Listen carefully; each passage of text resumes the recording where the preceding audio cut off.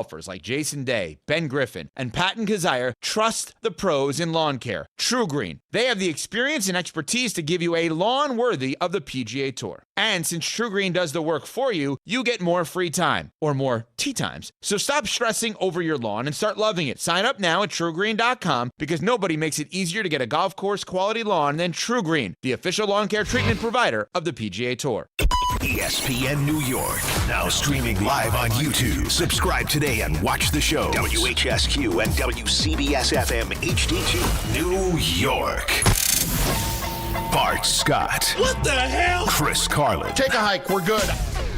This is Bart and Carlin Buckle your chin strap. We about to bang. on ESPN New York and streaming live on YouTube. That was quick. It's Bart and Carlin, ESPN New York, on the ESPN New York YouTube page. Bart is traveling abroad, as they say.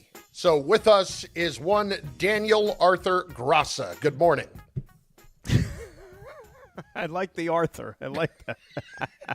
Because there's some that just absolutely would not fit you in any way, shape, or form, and Arthur is one of them. So that's why I got a little chuckle out of it. Arthur would not fit you? You don't think Arthur would be an excellent middle? I think Arthur is a middle name for pretty much everybody. I don't know if mine would fly, but like I said. What is your middle name? It's John. And your social? Am I? Your social security number? No? Oh, social? That would be blah, blah, blah, blah, blah, blah, blah, blah, blah. But I like that, though. Daniel Donald Arthur John Mattingly, right? Graca. Good morning. Good morning. We are, as we can say now, full swing into baseball season. And how I know that is that you are thoroughly aggravated with trying to find baseball games. Well, not just me. A lot of people are, unfortunately. I mean, look, and I don't care if you're baseball, football, basketball, hockey, tiddlywinks, whatever sport you subscribe to. The easiest part of it as a fan should be able to find the game, right? I mean, that's not asking for too much, is it? And apparently, from what I was gathering, apparently so it is. And even my own sanity, just trying to drop in on as many games as I could yesterday, being a baseball fan, it was not exactly the easiest endeavor. Let's put it that way. Listen, I understand, and we'll get to it here in a minute. We should spend a few minutes on the Mets and how they looked yesterday, which was really, honestly, just fantastic. I'll just give you one thing that is a very small thing that I really like what I've seen the last 2 days from both teams, Dan, is there is a renewed, at least early in the year, renewed importance on aggression on the base paths. And whether that's just taking a couple of extra bases here or there, whether it's Lindor not even hesitating and going for third early in that game last night. I just love the idea of immediately putting pressure on the other team, and that leads to other things. You know, when teams make mistakes or when players make mistakes, sometimes it leads to more. And dear God, did it lead to more for O'Neal Cruz yesterday. On back-to-back plays, no less. And you know, like we were talking about it before the show, one of the priorities for the Mets in the offseason, David Stern's the first to tell you, right? Like how they went about putting this team together. Run prevention. That's what we wanted to get better at. We wanted to be better defensively, better with the glove. Well, lack of a better term, it was the glove that was the difference in that game yesterday, and O'Neal Cruz was the chief culprit in that first inning out there in center field on back-to-back plays, and then basically opens up the floodgates. And, you know, who had on their bingo card, what were the odds that Paul Skenes wasn't even going to get out of the first inning yesterday? But, you know, quick work for him on opening day, that's for sure. I'll tell you, him and Logan Webb, both starting on opening day for their respective teams, both part of Team USA in the World Baseball Classic. Not exactly their best showings for the first game of the year. No, certainly not. And listen, there's not a ton to say off of it other than it's a feel-good opening day. I think really, unfortunately, what we're going to find ourselves talking about a bit early in the season with the Mets and with the Yankees and with baseball in general is logistics. And that's crazy that that's going to be a big topic, but it's going to be a big topic. It's finding where games are, and we'll get to that in a few minutes. But I don't know how many people I heard from yesterday. It was many who went out to Citi Field for opening day, were all fired up, and basically spent hours upon hours in their car trying to get to a parking lot. And because of the new casinos, because of everything that's being put up, there are now less parking spaces, and it's a complete and utter mess trying to get in and out of the ballpark this year. And that's, You know what it is, Dan? What really sticks with me is if that continues to be an issue, that's going to be a detriment to people going to the game. I don't want to deal with all that crap. Well, I mean, a lot of people, even though they grin and bear it, it's still not easy for them. You know, some people, for whatever reason, don't feel that public transportation is the way for them to go to a game. They prefer driving, so that's what they do, depending on where they come from, and to each his own, right? But no, with all the construction, I mean, that's what I heard, that parking is going to be a little bit more of a challenge this year. And let's not forget, last year, right, when there was no construction, I mean, they were doing construction, but it wasn't eating up any of the parking spaces at Citi Field, the Mets drew really well last year. Yeah. Like, really, really, really well. Like, every game was virtually packed. It didn't matter what day of the week it was. So now you fast forward to this year, you assume that the demand is still going to be high. I mean, they're expected to be a good team. You figure that they're going to pack the ballpark.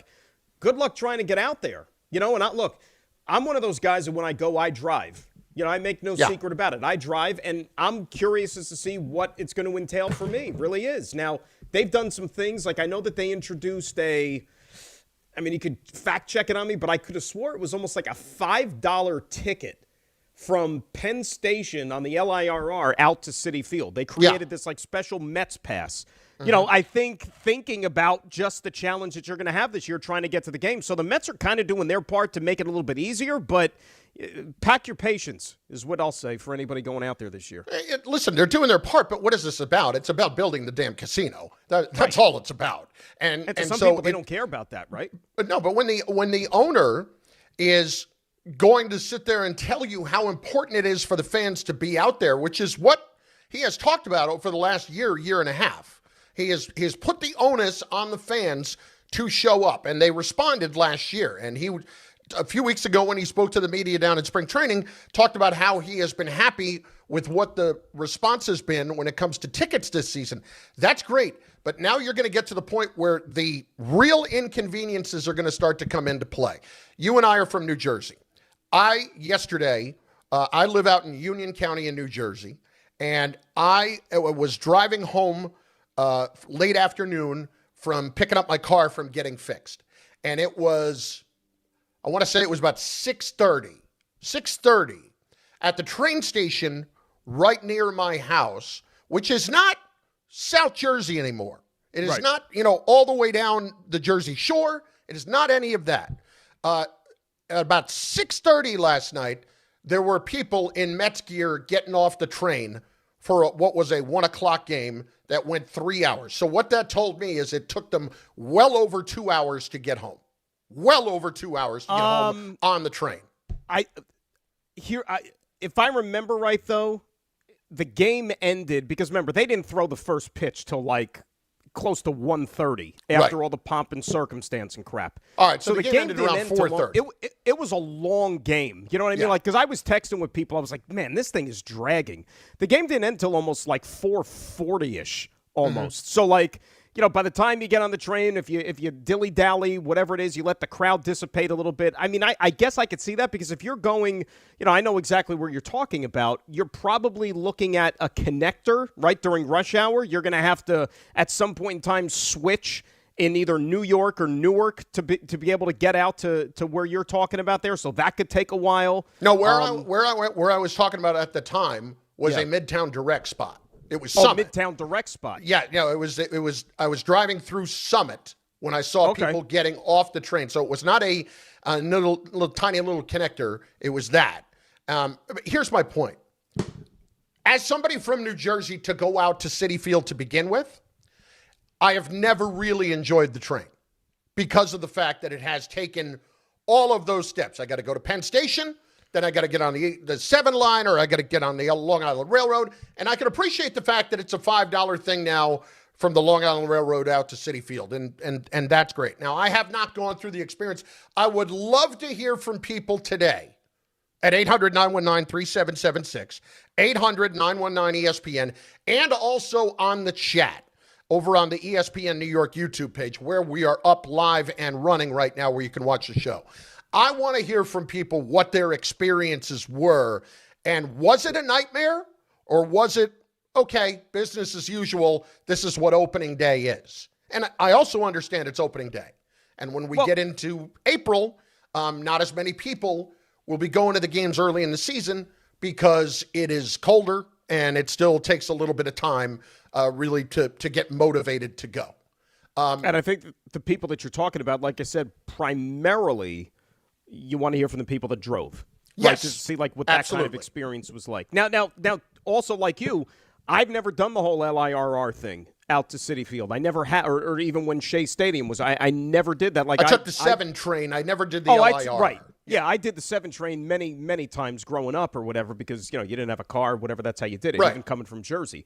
But no, like I said, I drive. I give myself a lot of time. It's not easy. I mean, there have been times, like last year, the big, the big events, the big games, the big, whenever they're doing a ceremony, like the David Wright Day, I remember, that took, like that took days to get there. Days. I will tell you a quick story about that. And I'd love driving myself too. I would rather drive. A couple of years ago, when Keith got his number retired, that was when the Mets traded for Keith. It was my heyday as a Met fan.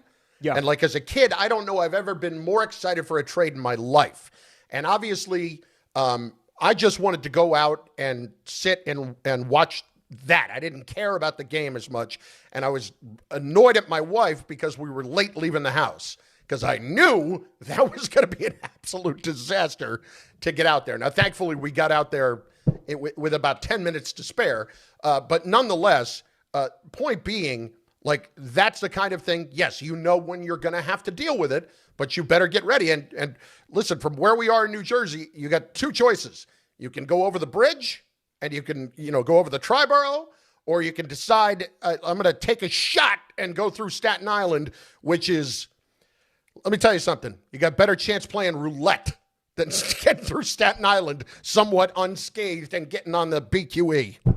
Or even the city, or like you said, going through the city. I mean, geez, back in the day, I would even go that route sometimes. You get in and right through Midtown and get on and go through the Midtown Tunnel. Midtown Tunnel, yeah. I mean, so it's like pick your poison, right? Yes. Lethal injection or electric chair. Take your pick, right? Dealer's choice, as they say. It's not easy, and there's worse alternatives because like the team's good, right? So like you're gonna draw a big crowd. I mean, now if they were garbage, then you wouldn't have to worry about traffic or overflow or anything like that because nobody would be going to the games. But like I said, last year, they drew extremely well. And this year, you figure it's going to be more of the same. So, yeah, this is just going to be one more challenge on top of it. And maybe if the mass transit wasn't a thing that you're usually accustomed to doing, you have to get used to doing it now. That's going to frustrate the heck out of me. Now, I would love to hear from people on that at 800-919-3776. We will get those calls up soon. We will get some of your comments in, including Jersey G, who checks in already. Going to a Mets game has never been an easy or fun experience, and they somehow found a way to make it worse. and listen, I get it. Going to the game, you know what you are doing. You absolutely understand that you are making an investment of your time and your day. But I'll be honest with you, Dan.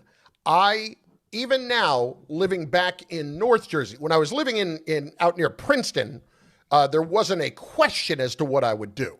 I would wait for the Mets to be in Philly, and I would go down and see them at Citizens Bank Park if I were going to go to see the Mets.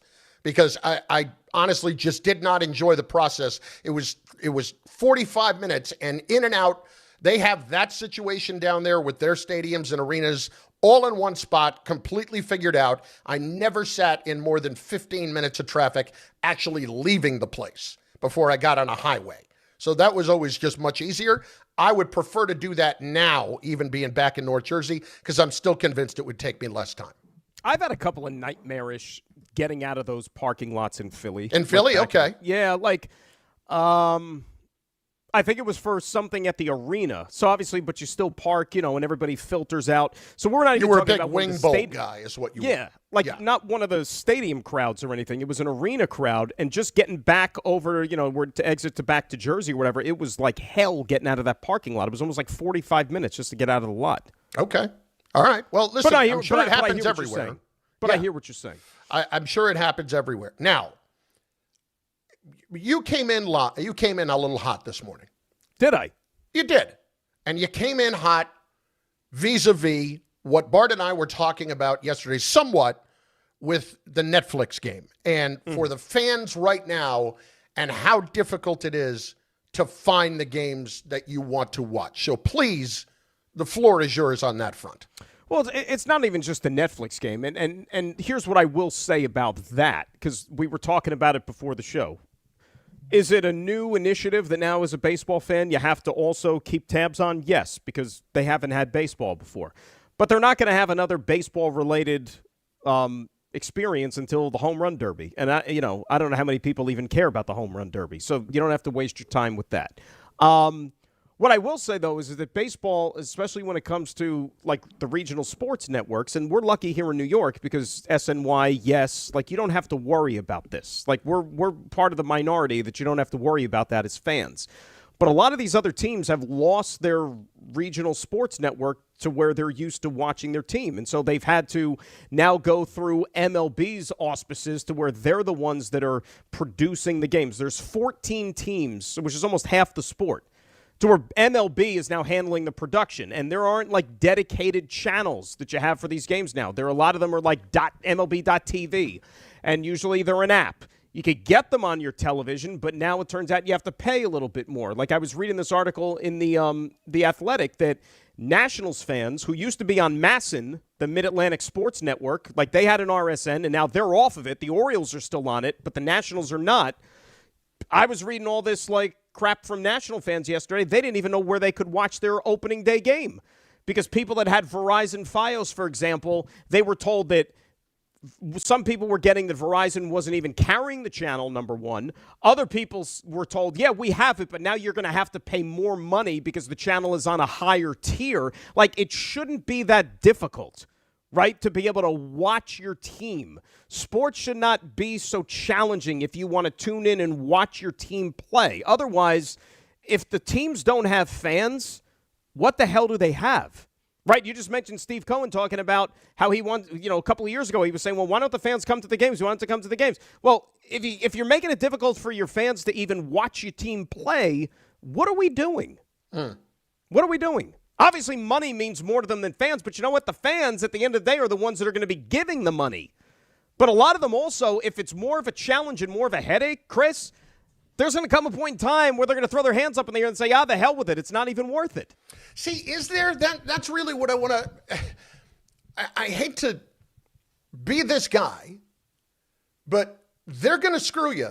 Like, we're not new on this. We're not new that they're going to try to hose you for every last dollar that they can. And once the check cashes from Major League Baseball or from, whoever the cable provider is, then it's their problem. Then it becomes their problem. So I'll give you an example, a personal example for me. Yeah. Last couple of years, I have moved back and forth. Obviously, I was down near Philly, okay? But we got on Fios both the New York and Philly markets. So I would get SNY and yes. And that was what I was very, very fortunate. I will not deny that. That's a good poll, by the way. That's good. Yeah. When you get the two channels like that. Oh, it was pure luck. It was pure luck. And I got the Philly ones too. So anyway, I at that point, Fios had gotten up to $275 a month. And I was just like, this is absurd. I can't pay that anymore. Now, was that were you just getting that for your cable? Was that included internet as No, well, that included internet. So I had to keep the internet, but the cable itself was about $190 just for the TV. So that's a lot. Like you had to get the phone, but the phone was like $10 a month. The phone's nothing. Yeah. Right. So anyway, I decide I'm cutting the cord. I'm making the switch. I'm going to YouTube TV. I made that decision when YouTube TV got the NFL package. Mm-hmm. I switch over to YouTube TV. Of course, they don't have SNY. They don't have Yes. So then I have a decision to make. Am I going to get the Gotham Sports app for the Yankees, which I ended up having to do? And then am I going to get SNY through MLB? So I'm doing all the math on it, and I'm still saving money. So I'm like, okay, This will work. The Gotham Sports app at the time was like $30 a month, and same thing with SNY. But trying to get SNY through MLB became a whole thing, and you couldn't find it easily. So I'm going through all of what you're talking about, and I'm getting frustrated with all of it. Moved back to North Jersey last summer. You know what? I'm going back to Fios. I go back to Fios for 1 month. Fios, $275 again. I make the switch back. I'm on the Gotham Sports app, which at times can kind of crap out. That's not great. Here's the point. I 100% empathize with everybody that's going through this because I went through it too. But yet, I don't want to waste my energy getting upset about it because I know they're going to get me one way or another. They're going to get me one way or another. But here's what I hear everything you're saying.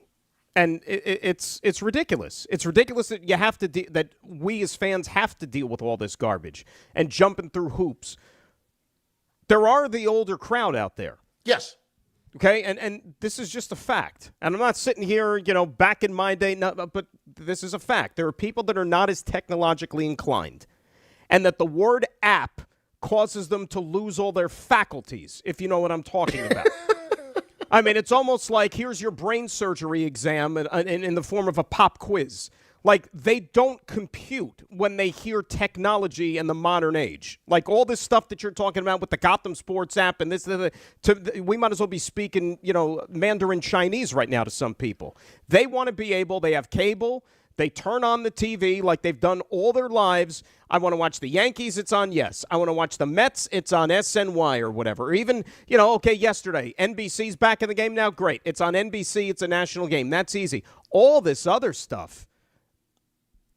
And especially if you are one of those fans, and like I said, here in New York, we don't have to deal with it, but those 14 teams in Major League Baseball who now have to adapt and find different ways to get their carrier to watch the damn games that they've watched their entire lives. Remember, this is baseball. So they probably air upwards of, 150 of those games, give or take? Depends how good you are, but yeah. Right, like that's your whole season. The Nats are going to be on 150 times. Minimum, right? Yeah. Like, absolutely. So, like I like you said, I empathize with these people, and I know that there's some, because I've encountered a few people that, because of all the garbage, depending on like if the team has a game on one of these like streaming services or something like that, they just kind of throw their hands up in the air and say, the hell with it, I'll just listen to it. Or I'll find out what happens in the morning or something like that. And they don't want to pay the money for it. And then these companies are going to lose revenue because of that. So what we're basically coming to the realization of at that point, as fans, you will have to make a 2 to 3 year sacrifice of not watching games for anybody. And there has to be a large chunk of you that is doing that, thus not making it worth it for whoever's paying the rights fees, thus not making it worth it for the Major League Baseball teams until anything's going to change or until they're really going to work toward making it easier for the fan. Because that's my problem with the whole thing is, if we are hoping for something to change, we have to sacrifice it and not watch the games ourselves for a couple of years and send the financial point to them to fix it. And that's going to take a few years to actually get through before something is going to be done about it. They have to lose money before something's going to be done about it. Well, and like you said, it's in a lot of these smaller market teams, for example, like the Brewers, okay, they're a small market team. They've been successful, but they're a small market team. Their owner, Mark Adanasio, he was doing an interview the other day. They're one of these teams now that lost their RSN. They're part of this .TV, MLB stuff and everything. He said they're losing as a club $20 million in television revenue because of this deal. But it's out of their hands. When the RSNs go belly up, what can the teams do? They have to find ways to, right? Yeah, and I got news for you. They have to find ways to adapt. And I'll tell you a dirty little, it's not even a dirty little secret. It's just more unfortunate for the fan. But, Chris, I'm not spreading any rumors, and I don't care if it gets me in trouble or not because it's fact, all right? Like, anybody could look this up, but it involves our company. The new partnership with ESPN and MLB is that MLB.TV now falls under the umbrella of ESPN. So let's say if I want to watch my team, let's say if I'm at a market, let's say I'm living in Lincoln, Nebraska, and I'm a Mets fan, and I want to get the Mets game. So you know what I'm going to have to do? I'm going to have to sign up for the MLB.TV subscription, blah, blah, blah, blah, blah, pay whatever they charge. And, oh, by the way, because it falls under ESPN, I have to then pay whatever the ESPN Plus subscription thing is too. So it's like I'm having to pay double when all I want is really the baseball. All right, well, that's not entirely accurate because I paid for the MLB.TV app, and it all still comes through that, too. In other words, I just got hit for it because I bought the package outside, and it's $150 for the year. Right. And so it still comes up that way for me as it always has on the app. So I can do it that way, but if I had ESPN Unlimited, then I also get that as well. So that's part of it. And ESPN does have, and they probably should make it a little more prominent on their site, but Ray just tweeted it, texted it to us. They do have here's where you watch your games today. And it'll do it for every league, and here's where they're on. So it's a centralized location of this is where the game is on today. So you can find, for instance, I just clicked on Yankees-Giants 4:30. It's on MLB.TV. It's on Yes. It's on NBC Sports Bay Area, and it's on ESPN Unlimited. So at the very least, we can find places where there's a centralized location telling you where everything is.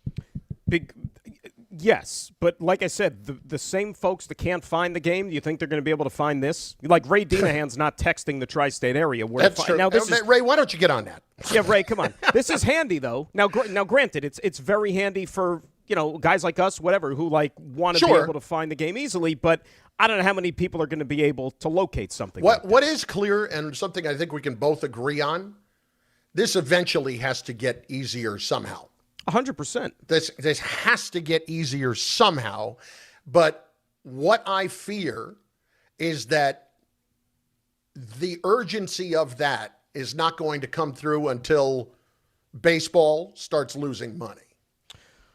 Well, it's not even, like I said, it's not even just baseball, because this year with the new television agreement with the NBA, like the NBA is going through that. There's like things on a million different platforms to where you're going to find an NBA game if you really can. You know what it is? Let's face it. Everybody wants to be the NFL, right? Mm-hmm. The NFL could get away with this. The NFL could air games on Christmas Day on Netflix. They can have Prime Video as their Thursday night distributor. They can have games, exclusively to whoever. YouTube might be back in the mix now for a football game or two this year. They can get away with this because it's one game a week. It's by far the most popular sport. These companies pay hand over fist to be able to get in bed with the NFL. And all these other sports are trying to catch up. Like the train is already barreling down the tracks. And like, no, wait for us. We want to. And that's why baseball's doing all these different things. Like, okay, yeah, we'll take Netflix's money for opening night. We'll do because that's the only way they can get the revenue. Or even, and it's not even come close to approaching the NFL revenue, but more than what they were taking in with their previous arrangement. Listen, I don't know about you, but I think one of the tenets of sports talk radio is you can't go wrong talking logistics. And for me, that is where I think our winning formula is today. At 800-919-3776. I'm being a bit sarcastic. But it's true. I mean, right? I mean, well, but no, listen, the lines are starting to fill up right now with people talking about traffic situation. I'm 74 years old. I've never been better at watching TV. This guy, I got off the train in Summit. Like, we're going to talk to them all. And I do want to hear what the experiences of the first couple of days of trying to find the games and getting to the games has been like. And a couple of things I want to clear up here. Number one, Ray points this out. As far as parking, I'm sure it's going to be similar to when Citi Field was being built next to Shea. They're going to provide shuttles for people who have to park deeper in the park. Okay, that's fine. But just think about what we're saying. You got to park further away now. And now I got to get on a shuttle, and it's taking me even longer to get out to the parking lot to begin with. So there's a good chance I'm going to miss part of the game if I can't leave 4 hours in advance. And then number two, the Long Island Railroad is called the City Ticket. Off-peak is now $5.25. Peak is $7.25.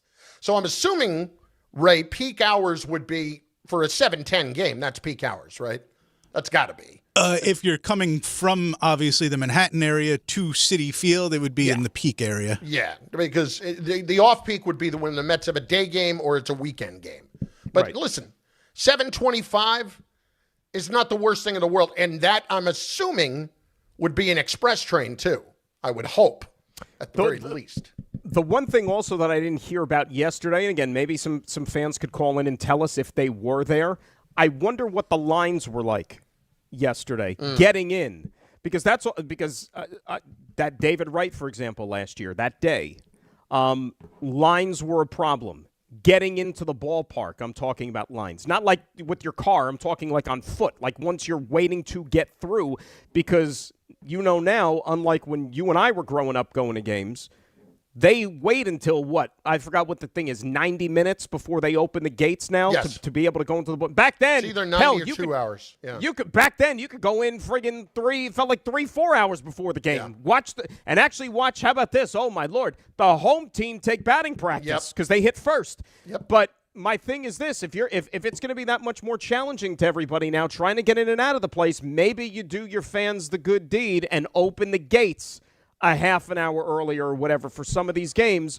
But we know why they don't, Chris, because you open the gates earlier. That means they're open for business earlier, which means you got to pay your concession workers and everybody in the ballpark more money because they're working more. Load them up. 800-919-3776, 800-919-ESPN. Comments are coming in over on the ESPN New York YouTube page. We will get those involved in the show here. We've got St. John's tonight going up against Duke. We have plenty to discuss with that. Certainly, whatever you want to hit on the Mets and the Yankees off of the first 2 days, obviously virtually nothing but positives for both of them off of their opening season games, with the exception of the 999 thing that we'll get to as well. We talked about on Monday. And don't forget, and boy, that Aaron Judge, is he not clutch or what? Oh my gosh. They should trade him. Graca in for Bart on Bart and Carlin, ESPN New York. St. John's has advanced to the Sweet 16 for the first time since 1999. Now, East Region top seed Duke stands in the Johnny's way for a trip to the Elite Eight. Coverage begins tonight at 6:50, only on 1050 ESPN. Welcome to Jake's 58 Casino Hotel, where excitement never stops. Unleash the fun with 2 floors of gaming action, featuring 1,000 cutting-edge video and electronic machines. Enjoy exceptional service at a prime location that places you right in the heart of Long Island's excitement. Stay and play in style with over 200 hotel rooms, and treat yourself to a full range of dining options at Jake's 58 Casino Hotel. If gambling is a problem for you or someone you care about, please call the 24-hour toll-free helpline at 1-877-8-HOPE-NY or text HOPE-NY. More people trust their hearts to New York Presbyterian than any other hospital in New York. It's because New York Presbyterian has the most experienced cardiovascular doctors, treating a full range of heart conditions, from heart failure to valve repair, with the most advanced treatments. Find a doctor at nyp.org/heart. New York Presbyterian. New York Presbyterian Hospital, based on U.S. News & World Report 2025 to 2026 cardiology, heart, and vascular surgery rankings. Hi, this is Don LaGreca. Just like the New Jersey Devils protect their home ice, Viking Pest Control protects your home. And I know because I use Viking at my own place. As the pest control provider and proud partner of the New Jersey Devils, Viking brings 45 years of trusted experience and expert service to keep ants, cockroaches, stinging insects, rodents, and even mosquitoes out of your zone. Their local team builds a personalized game plan that actually works. And when you bundle pest control and mosquito services, you score big savings. One call, one company, total peace of mind. Visit VikingPest.com, protecting your home inside and out.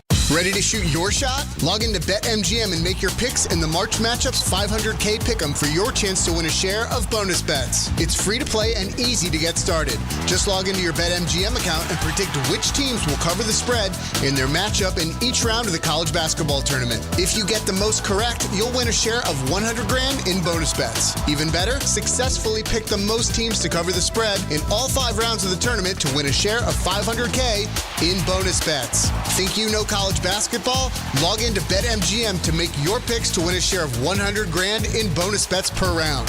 It's free to play. BetMGM and GameSense remind you to play responsibly. Gambling problem? Call 877-8-HOPE-NY or text HOPE-NY 467-369. See BetMGM.com for terms. 21 plus years of age or older to wager and physically present in New York only. New and existing customer offer. Subject to eligibility requirements. Rewards or non-withdrawable bonus bets that expire in 7 days. Delays on the George Washington Bridge coming into New York over to the West Side Highway. There's a crash on the exit ramp there, affecting upper and lower level traffic. At Paramus, the Route 17 ramps at Century Road still blocked because of emergency repairs, a crash that damaged the ramp last night. Eatontown, we have a crash investigation. 35 South is closed at 36. Another crash investigation at South Brunswick, Route 130 southbound closed at Route 32. On the island, Lake Ronkonkoma, eastbound LIE at Ronkonkoma Avenue. 2 left lanes are closed to the crash. Earlier path delays have been corrected. Everything is now back on or close to schedule or getting that way on the 33rd Street line. I'm Bob Williams on 880 ESPN New York. March is here and the madness is underway. Schweppes offers above-the-rim refreshment and is proud to sponsor the Big East Conference. Take a break from the action with a Schweppes seltzer. Enjoy 7 refreshing flavors such as black cherry, lemon lime, cranberry lime, and strawberry mango. Each Schweppes seltzer flavor provides a perfect touch for any occasion. Schweppes, a sparkling tradition since 1783 and the perfect way to elevate your everyday refreshment. Stop by your local food bazaar to get your favorite Schweppes seltzer for a slam dunk experience. Tricon Construction is expanding across New Jersey, taking on larger, more complex commercial projects and delivering at a big league level. If you're a developer who values precision, accountability, and execution, you need a construction partner who understands what's at stake, timelines, capital, reputation. That's Tricon. They're building the right way with experienced leadership, disciplined project management, and a team that shows up ready. Serious projects, serious results. Visit TriconBuilds.com, TriconBuilds.com.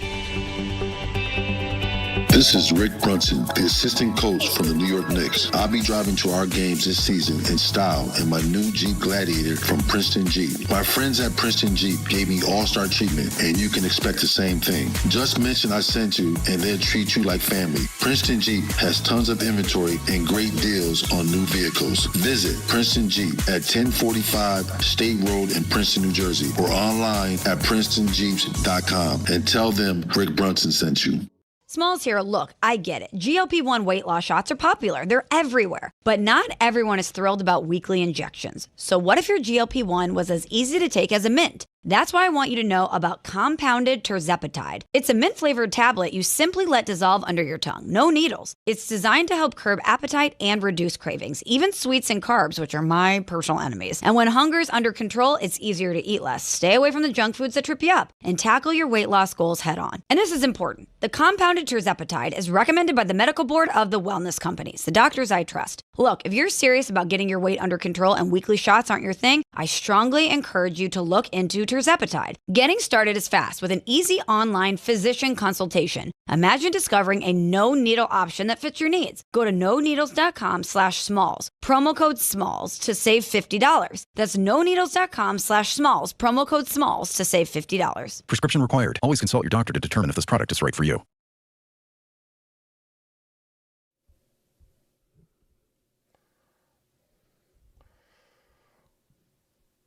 You know, I'm shocked. I just saw Rush is playing at the Garden later in the year. I didn't know that they were coming back out without Geddy Lee. I thought I might have seen that because nowadays, like when things are announced, like concert, they're basically announced and the tickets go on sale like 7 years before the actual performance. Isn't like, there only... I get a kick out of that, though, because it's like I don't even know what I'm doing tomorrow, much less trying to plan ahead that far in advance for something that's significant. That's an excellent point. That's an excellent point on your part. It's really true. It's crazy. It's like almost a year in advance they put these things on sale. It's like I don't even know if I'm going to be here in a year. Not to be all morbid, but you know. Yeah. Now you shouldn't say no, Geddy Lee is still very much alive. I meant without Neil Peart. Neil Peart. Yeah, that's been a few years. Peart. Get it right. Neil Peart or Peart passed away a few years ago. You ever see that movie I Love You, Man? Yes, I saw it once. And their obsession with Rush is very good. It's funny. That's the Paul Rudd vehicle, right? You'll have to be more specific. There's several. It's Paul Rudd, Jason Segel. That's what it is. It's Paul Rudd, Jason Segel, which I also feel like has been a combination that has worked together many times. Many. 800-919-3776. 800-919-ESPN. Just to your point, in case people haven't seen it, there was a new commercial released this morning by the Yes Network featuring our own Michael Kay and Larry David. And it is to your point about trying to watch the Yankee game. And this will play on audio. Trust me on that.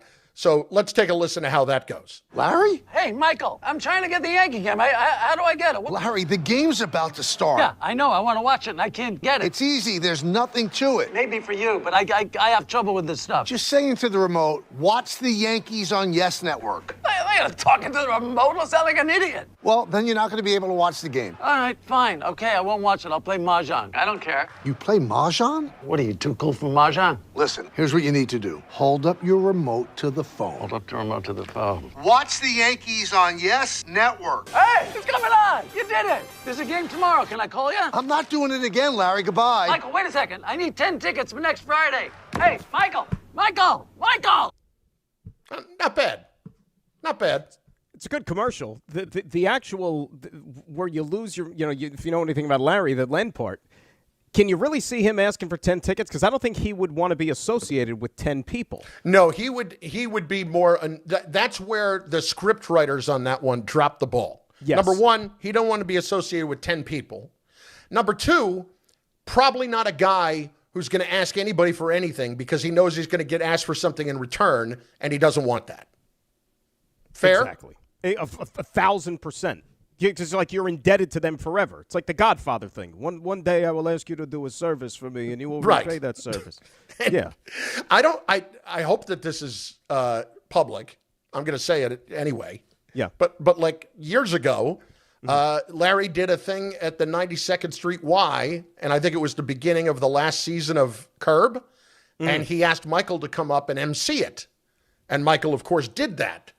And then, in return, Michael asked Larry to write the foreword to his book, and Larry said no. Well, I mean, writing is, think about it. That's writing's homework. A lot. Writing's homework. Yeah. That's why I don't like writing things. Like, you ask me to write something, I'm thinking, okay, I have to go home and I have to write a term paper. Yeah. I'm past those days. I don't do it anymore. And then like if somebody asks you to write a letter of recommendation, you sound like a jerk when you say, why don't you write it and I'll sign it? Because really, I'll sign my name to anything, and I'll say whatever you want me to say. But honestly, I don't want to go through that hassle of writing it now. Think about, like, you could, if you're making a list of the top 5 maybe most painstaking things that you could write for someone, I think the letter of recommendation probably is right up there because, number one, you have this immense pressure on your shoulders because it's obviously something of consequence and significance for that person, right? Or else that's why they're asking you to write it. Yes. So you want to do right by them because, God forbid, one grammatical error, one punctuation error, like they're going to think this person's a yo-yo. They can't even fix this. Why should I hire them? I feel like I can almost hurt them and not help them. Yes, it's almost a minus. So to me, it's almost like a non-starter. Right now, I'm about to start making a list of the top 5 worst things that you could write for somebody. See that? I'm doing that right now. Where does the obit fall compared to the eulogy or an obit? It's on the list either way. It's there. Have you written a eulogy? I don't think so. I did for my mom, but mine was more about incorporating comedy than anything else. Well, that's what you have to do, right? I think so. It depends on the person that you're writing about. Like if there were not laughs at my mom's funeral, she would have been annoyed. Like I know that. Right. But it's still not fun to sit down and write that. No, because again, you feel this tremendous amount of, pressure. You almost like you owe it to the person. Listen, I got to come up with 3 more things. I'm on it. No, we don't have to do it this second. We don't have to do it in real time. I can do it during the breaks. 800-919-3776. We will get to these calls that we have coming in on the beginning of the show on the logistical problems that now are associated with going to the Met game and watching games now. All of that, 800-919-3776 on ESPN New York. Real talk for a second, right? If you're dealing with back pain, neck pain, sciatica, or joint pain, and you've just tired of having to push through it, I've been there. It's help. That's why I want to tell you guys about Dr. J. Shaw at Sandwell Pain. This is not a place that gives you surgery. It's not a place that gives you a bunch of pills and say, call me later place. Dr. Shaw is an Ivy League trained, double board certified, and he focuses on non-surgical, image-guided treatments that actually fix the problem. No downtime, no scars, no long recovery. They got same-day and next-day appointments. Offices in Woodbridge, Livingston, and Inglewood, so it's one closer to you. Check them out, SandwellPain.com. Stop dealing with pain and start doing something about it. Right now, new FanDuel customers can get up to $300 back in bonus bets every day for 10 days. And here's how it works. You place a tournament bet using the token, and if it doesn't win, you'll get up to $300 back in bonus bets every single day for 10 straight days. You can even mix things up with same-game parlays for a shot at a bigger payout. So visit FanDuel.com/local to sign up today. New FanDuel customers can get up to $300 back in bonus bets every day for 10 days. And here's how it works. You place a tournament bet using the token, and if it doesn't win, you'll get up to $300 back in bonus bets every single day for 10 straight days. Must be 21 and older and physically present in New York. Bonus bets are non-withdrawable and expire 7 days after receipt. Tokens are received in increments of 1 per day. Restrictions do apply. See terms at sportsbook.fanduel.com. For help with a gambling problem, call 1-877-8-HOPE-NY or text HOPE-NY at 467369. March is here, and the madness is underway. Schweppes offers above-the-rim refreshment and is proud to sponsor the Big East Conference. Take a break from the action with a Schweppes Seltzer. Enjoy 7 refreshing flavors, such as black cherry, lemon lime, cranberry lime, and strawberry mango. Each Schweppes Seltzer flavor provides a perfect touch for any occasion. Schweppes, a sparkling tradition since 1783, and the perfect way to elevate your everyday refreshment. Stop by your local food bazaar to get your favorite Schweppes Seltzer for a slam dunk experience. Hey, New York and New Jersey, Boost Mobile has an unlimited talk, text, and data plan that's only $25 a month forever, meaning you'll only ever pay $25 a month for the rest of your life. Who wouldn't want unlimited wireless when it only costs $25 a month forever? If you don't, you must be one of those people who enjoy overpaying for their phone plan. $25 a month forever is truly as good as it gets, so go online and switch now at boostmobile.com. After 30 gigabytes, customers may experience slower speeds. Customers will pay $25 a month as long as they remain active on the Boost Mobile Unlimited plan.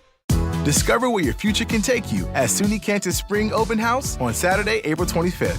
Explore exciting new programs like data science and analytics and cybersecurity designed to prepare you for today's most in-demand careers. Tour campus, meet faculty, connect with current students, and sit down with financial aid representatives. Plus, attendees can enter for a chance to win a scholarship.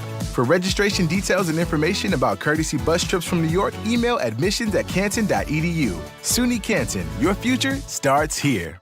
Harry Douglas here. I don't wait for birthdays to celebrate. I grab Confetti Craze 5-Hour Energy. It tastes like rich vanilla birthday cake with buttery funfetti goodness. Seriously, it's unapologetically extra in the best way. And it's sugar-free, so I get all that cake flavor without the guilt. It's tiny, portable, and ready for whenever I need a quick boost. I keep one with me because you never know when you'll need a little party energy. The funfetti flavor is back on 5hourenergy.com or on Amazon. Crack open a Confetti Craze 5-Hour Energy shot today. It's about time delivery worked on your schedule. Same day, next day, or scheduled in advance. However you plan it, the Home Depot delivers the whole job. From drywall to doors, plumbing to paint, we'll get it there when you need it. Because on the job site, timing is everything. You order, we deliver. It's that easy. The Home Depot Pro. It's about time. It's about time delivery worked on your schedule. Same day, next day, or scheduled in advance. However you plan it, the Home Depot delivers the whole job. From drywall to doors, plumbing to paint, we'll get it there when you need it. Because on the job site, timing is everything. You order, we deliver. It's that easy. The Home Depot Pro. It's about time. Thy ticket, Lady Jennifer of Coolidge. Well, many thanks, good sir. Hereeth my Discover card. They accept Discover at Renaissance fairs? Yeah, they do here. Discover is accepted at the places I love to shop. Get it? With the times. With the times? You're playing the lute. Yeah, and it sounds pretty good, right? Discover is accepted at 99% of places that take credit cards nationwide. Based on the February 2025 Nielsen report. Join DiPietro and Rothenberg Thursday, April 23rd for a special couch cast of Round 1 of the NFL Draft. Presented by Calandra's Bakery. The Jets and Giants have 3 picks in the top 16, and Rick and Dave will react live as the first round unfolds. From the big decisions to the big-time drama. Catch it all in this YouTube-only exclusive, and it's all from Calandra's Bakery and your home for football talk. ESPN New York.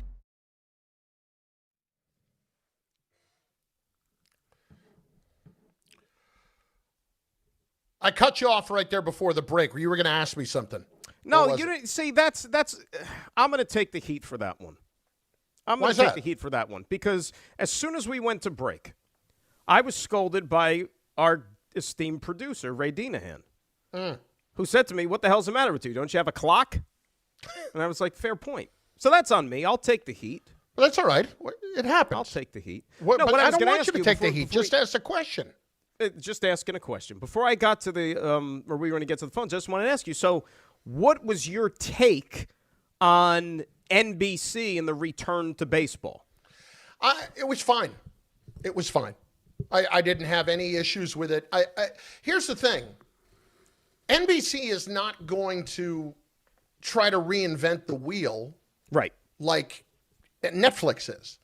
Netflix thinks that somehow if they put out a release that says Bert Kreischer's going to be here and Jameis Winston's going to be here and the Usos are going to be here, that a fan who does not care about baseball is going to go and watch the game and watch the entirety of the game, which is just not going to happen. And even if they did, how long are they hanging in for all of that? Right. NBC is not going to throw all of that crap at you. Like, I'm not sitting there. I expected all of that the other night, so I wasn't thoroughly annoyed by it. I was a little annoyed that the manager interviews were live, and thus you kind of missed the first ABS thing. You know, like I believe, and tell me if I'm wrong, on Sunday Night Baseball, when Buster used to do those, taped. When we had Sunday Night Baseball, I believe they were taped during the break. They were in between innings, yes, yeah. 100%. That interview with Vitello the other night was not. No. That was live. Not at all. And that's what held it up. So that kind of annoyed me. I don't mind I know some people don't like it. I don't mind the in-game player interview. That doesn't bother me at all. Jazz Chisholm, my wife, actually was sitting with me and liked it the other night. So I like this guy. You know, he's different. He adds something to this. Okay. But like NBC, I had no issues. I thought it was a little odd that Viscursion did both games. Yeah.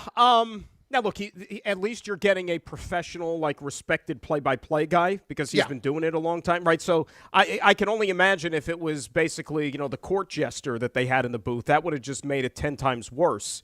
And I guess this is the approach they're taking for the season, NBC. Like they're going to have local analysts, right? They had Neil Walker for the Pirates. They had Al Leiter doing the Mets. Okay, fine. Like they should know the team a little bit better than, whichever national guy parades in and talks about this team that he's probably not watched much, at least not on a daily basis. And to be fair, Netflix did that too the other night. Right. Yep. Right. So, we'll see how that works and everything. But, like you forget, NBC was probably half our lives, in the baseball business. But they've been out of it now for a good 20-plus years, right? Well, as a kid for me, and growing up in the, mid and late 80s and falling in love with baseball, like the Saturday afternoon NBC baseball game was a big deal. And, the playoffs and the World Series, was always on NBC. So, yeah, I trusted them, and I trust Costas when he did his thing. I have not seen that part of it. I did miss the Costas kind of homage to the return of baseball to NBC before the game. I want to say, I could be wrong. I want to say 99 might have been the last year of NBC baseball. That sounds about right, because that would have been the Jim Gray, Grillin' Pete Rose year, wouldn't it have not? Well, that was the Mets Braves NLCS that year. That was on NBC. Yep. And I want to also say the Yankees. No, I don't know Braves if the World Yankees Series Braves was. World Series was. No, it was. It was. Oh, That was the Jim Gray thing, That's because right. Chad Curtis got all bent out of shape after that. Remember? Yes. That ceremony was in Atlanta. And then the next game, Chad Curtis wouldn't do the interview with Gray because everybody was all ticked off at how he, did the whole thing with Rose. Right, because it was the Century MasterCard team and people voted on. Right, so in 2000, Fox took over exclusively as the national baseball thing.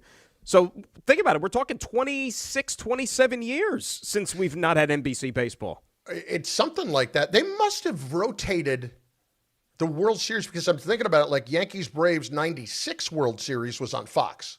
That was 97 Marlins Indians was NBC. Yeah, they must have been still rotating at that point, but that feels about right. 98 Yankees Padres Fox, 99 Yankees Braves NBC, and then 2000 the Subway Series was back on Fox. Definitely on Fox, and I think it was on Fox from then on.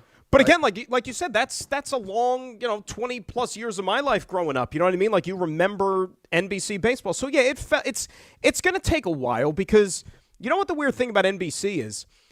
And now they're back into the game. They have baseball. They've got the NBA. But for a long while there, for like what do they call it? The aughts, like the first decade of the 2000s or whatever. Like, when they got NFL back, which was in 05 with Sunday Night, or 06 and they had with Al Sunday Night. And John Madden. Yeah. Right.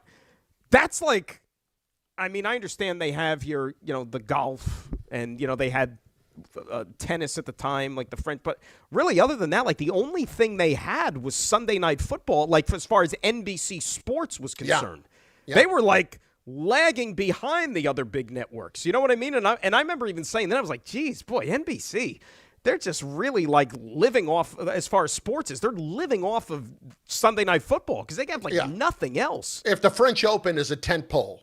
Yeah, exactly. The U.S. Open, Father's Day weekend, like, that was their golf thing. I don't remember if they had, did they have, and again, it's not my cup of tea, the horse racing, the Triple Crown stuff, did they have that then? I think they did. I think they did. Like niche type stuff. Yes. But listen, I've always trusted NBC. I've always trusted them, because they're like the dependable neighbor down the street. You trust them when it comes to sports. Yeah. I changed our list, by the way, and here's the thing I feel awful about, and you can blame Dan here for this. This is on Dan, that he took us down a path that now we cannot take calls until the next few minutes. So we will in moments, I promise, at 800-919-3776. But I'm changing the list to not top 5 things that are the worst things that you have to write for people, but what are the top 5 worst favors that you can ask of someone? And I would say writing a letter of recommendation is one of them. And think about that, like the whole like writing thing, like just to tell you how painstaking it is. That doesn't even involve like physical movement. That's a good point. Usually that's the biggest inconvenience. Like, you got to go someplace, give up your time. Mike Vaccaro is coming up. The bosses of the Bronx, the endless drama of the Yankees under the house of Steinbrenner. The great Mike Vaccaro from the New York Post joins us next on ESPN New York. It feels like everyone's sick right now. You aren't imagining it. Doctors say this is the worst cold and flu season in 25 years, and it's not over. I was just traveling. It was like everyone around me was coughing, sneezing, and sick. I can't afford to get sick, and I doubt you can either. That's why I ordered a medical emergency kit. Having a medical emergency kit is like having urgent care and pharmacy right in your home. It includes essential prescriptions like generic Z-Pak to help you get well faster, plus important antibiotics to treat pneumonia, strep throat, sinus and ear infections, nausea, even UTIs, and many more common and serious illnesses. It's your kit the moment you need it. Just match your symptoms to the right prescription in your guidebook or call their telemedicine doctor standing by. It's genius. Every home needs at least one medical emergency kit. Order yours online in minutes and it's shipped to your door. I can save you $45 when you use my promo code 880 at urgentcarekit.com/880. Again, save $45 with my promo code 880 at urgentcarekit.com/880.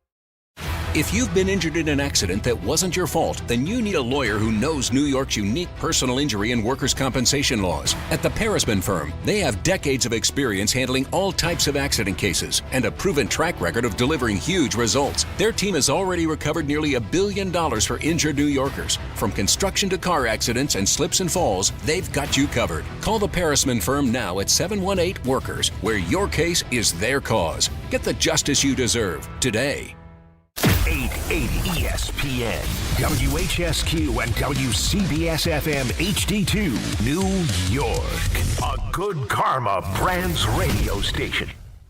The NBA moves fast, and the stars move faster. With DraftKings Sportsbook, the #1 sportsbook for live betting, you're never a step behind. DraftKings keeps pace with every play, offering industry-leading live betting, dynamic odds that shift as the game unfolds, and more open markets more often. They're live when others aren't, so you're always in the game when it matters most. Get in on the action with live player props as the most exciting performances unfold in real time. Download the DraftKings Sportsbook app and use code WHSQ. That's code WHSQ. In partnership with DraftKings, the crown is yours. Gambling problem? Call 1-800-GAMBLER. In New York, call 877-8-HOPE-NY or text HOPE-NY 467-369. In Connecticut, help is available for problems gambling. Call 888-789-7777 or visit ccpg.org. Please play responsibly. On behalf of Boot Hill Casino and Resort, Kansas, pass-through of per-wager tax may apply in Illinois. 21 plus age and eligibility varies by jurisdiction. Void in Ontario. Restrictions apply.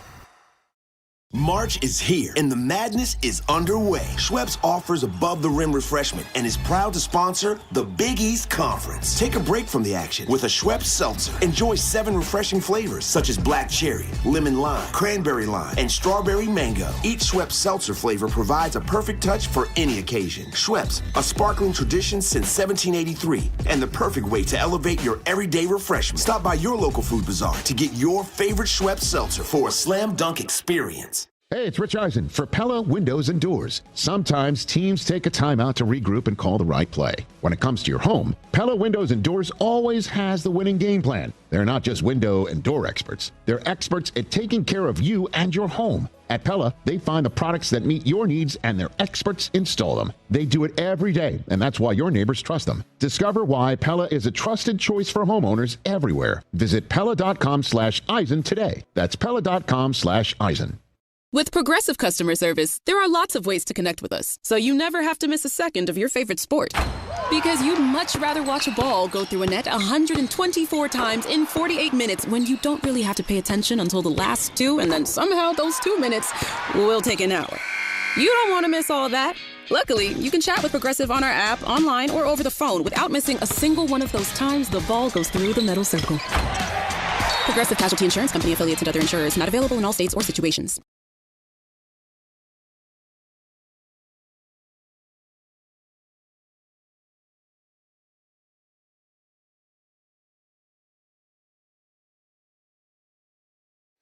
He is the best sports columnist in the city, in my estimation, and has been for a long time.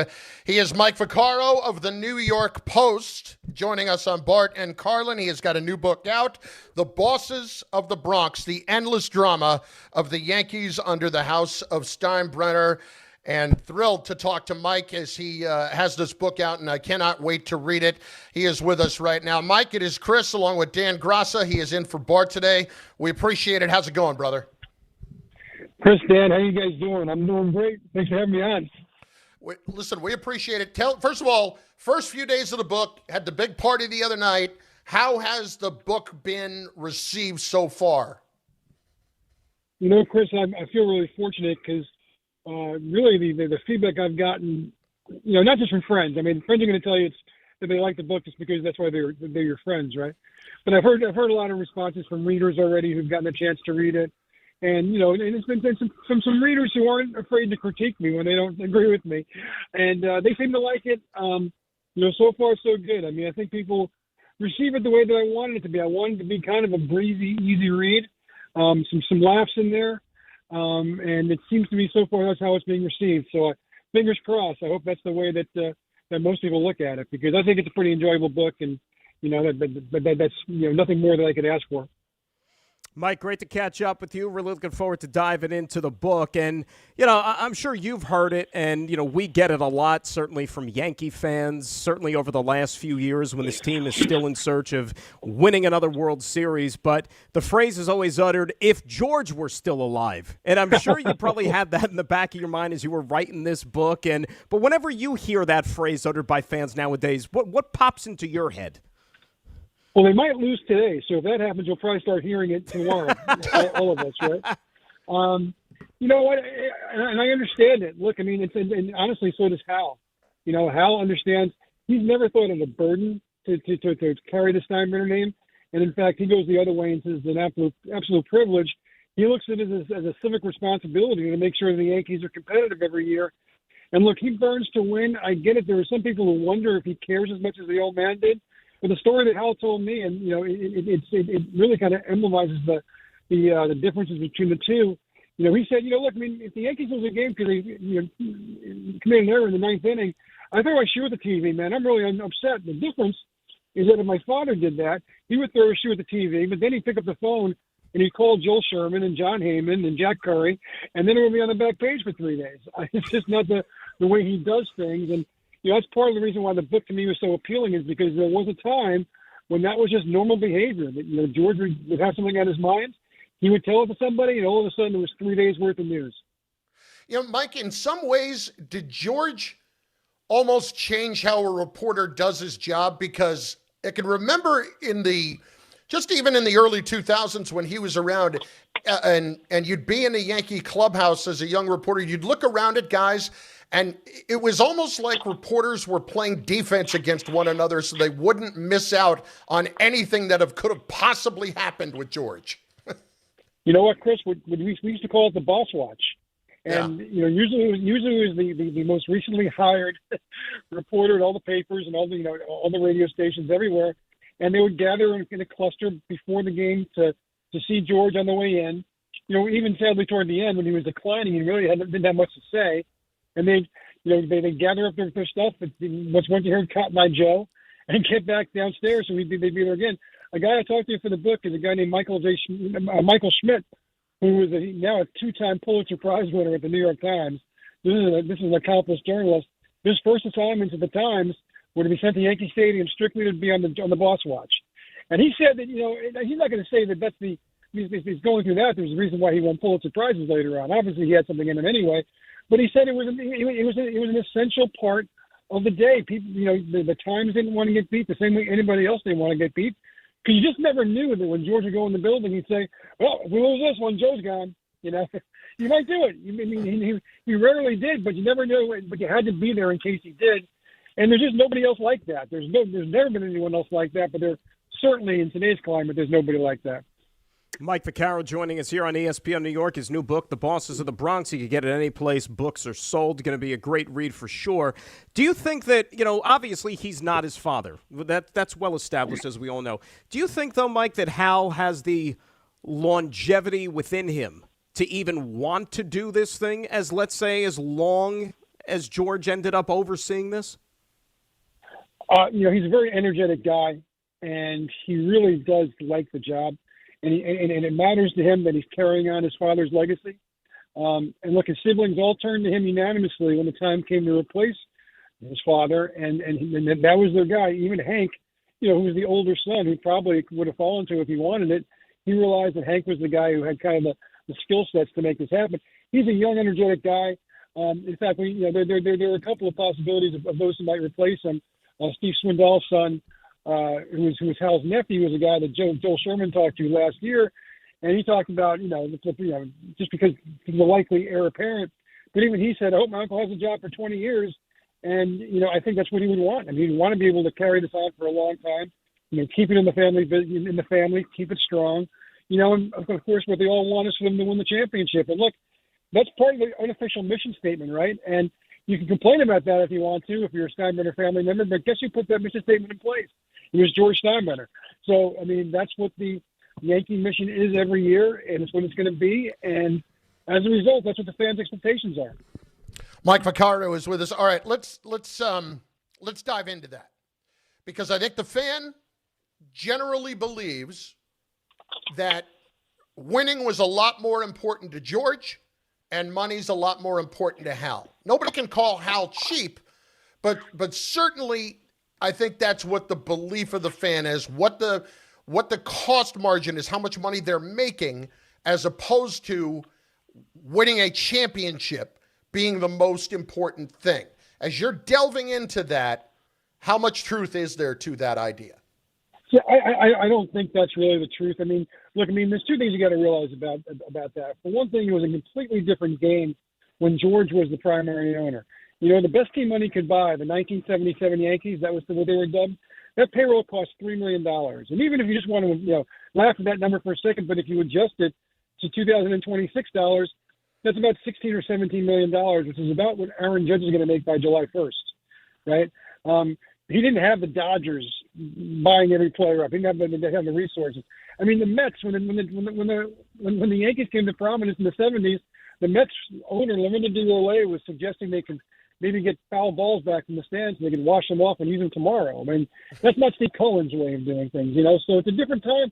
And the fact of the matter is that, when George would talk to his partners about how much it cost, and how they weren't seeing a dividend every year, he would laugh and say that's the cost of an expensive season ticket. Enjoy the view. Hal's having different conversations with his partners when, it's now something that's happened where one baseball player can attract $750 million. It's just a completely different economic system. And I would also argue, Chris, that, look, you want somebody who's really involved like George was. One of the reasons why I wanted to write this book is that there's so many generations of fans who either didn't know or have forgotten that, all through the 1980s, the Yankees won more baseball games than anybody and didn't win more championships. You know why? Because their owner cared too much and did a lot of dumb things, in terms of trading away young players, in terms of firing managers every couple of times when they would lose. And so there is a flip side to this. Just because you bring George Steinbrenner in, you're not bringing in the kindly or unfair Steinbrenner, maybe, who already had a team in place for him when he returned from the second suspension. Maybe you're talking about the guy who in the 1980s kept creating guys like Fred McGriff and Willie McGee and kept firing Billy Martin and bringing him back. That's not necessarily a great way to run a baseball team either. And I think George proved that. The record proves it. But, Mike, along those lines, though, when it comes to the cost and the payroll, and as Chris said, $300 million payroll, that is not cheap. The Yankees spend money, but all the fan is going to want to hear is they hear the owner say a $300 million payroll is not sustainable, and then they also look at their club that has only won one World Series in the last 25 years, and they think, well, wait a second, is this guy fully invested and all in and trying to win is it championship or bust? And you can understand that that's why some fans get that impression that maybe Hal isn't as all in as maybe George would perceive to be. Oh, well, let me state right here, I don't blame the fans for wanting more and more and more. I don't blame them at all. They have their expectations. There are a lot of Yankee haters who will look at Yankee fans and say that they're spoiled. I don't think they are. Look, you get used to a certain level of success, and, that's what you think is part of what your mission statement should be, the way it is. And so I don't blame Yankees fans for that at all. I know it drives Yankee fans crazy when the term crapshoot comes out. It's often applied to Brian Cashman, even though he's really never actually said that, even though, like Hal says a lot of times, well, as Brian says, it's a crapshoot. Brian's really never said that. But the fact of the matter is that it is a crapshoot. Look at how good the Dodgers are, right? Look at how bulletproof they seem. And yet we forget that, last October, they probably should have lost that World Series 3 different times. It really is a crapshoot. And sometimes you get the dice to come in your favor.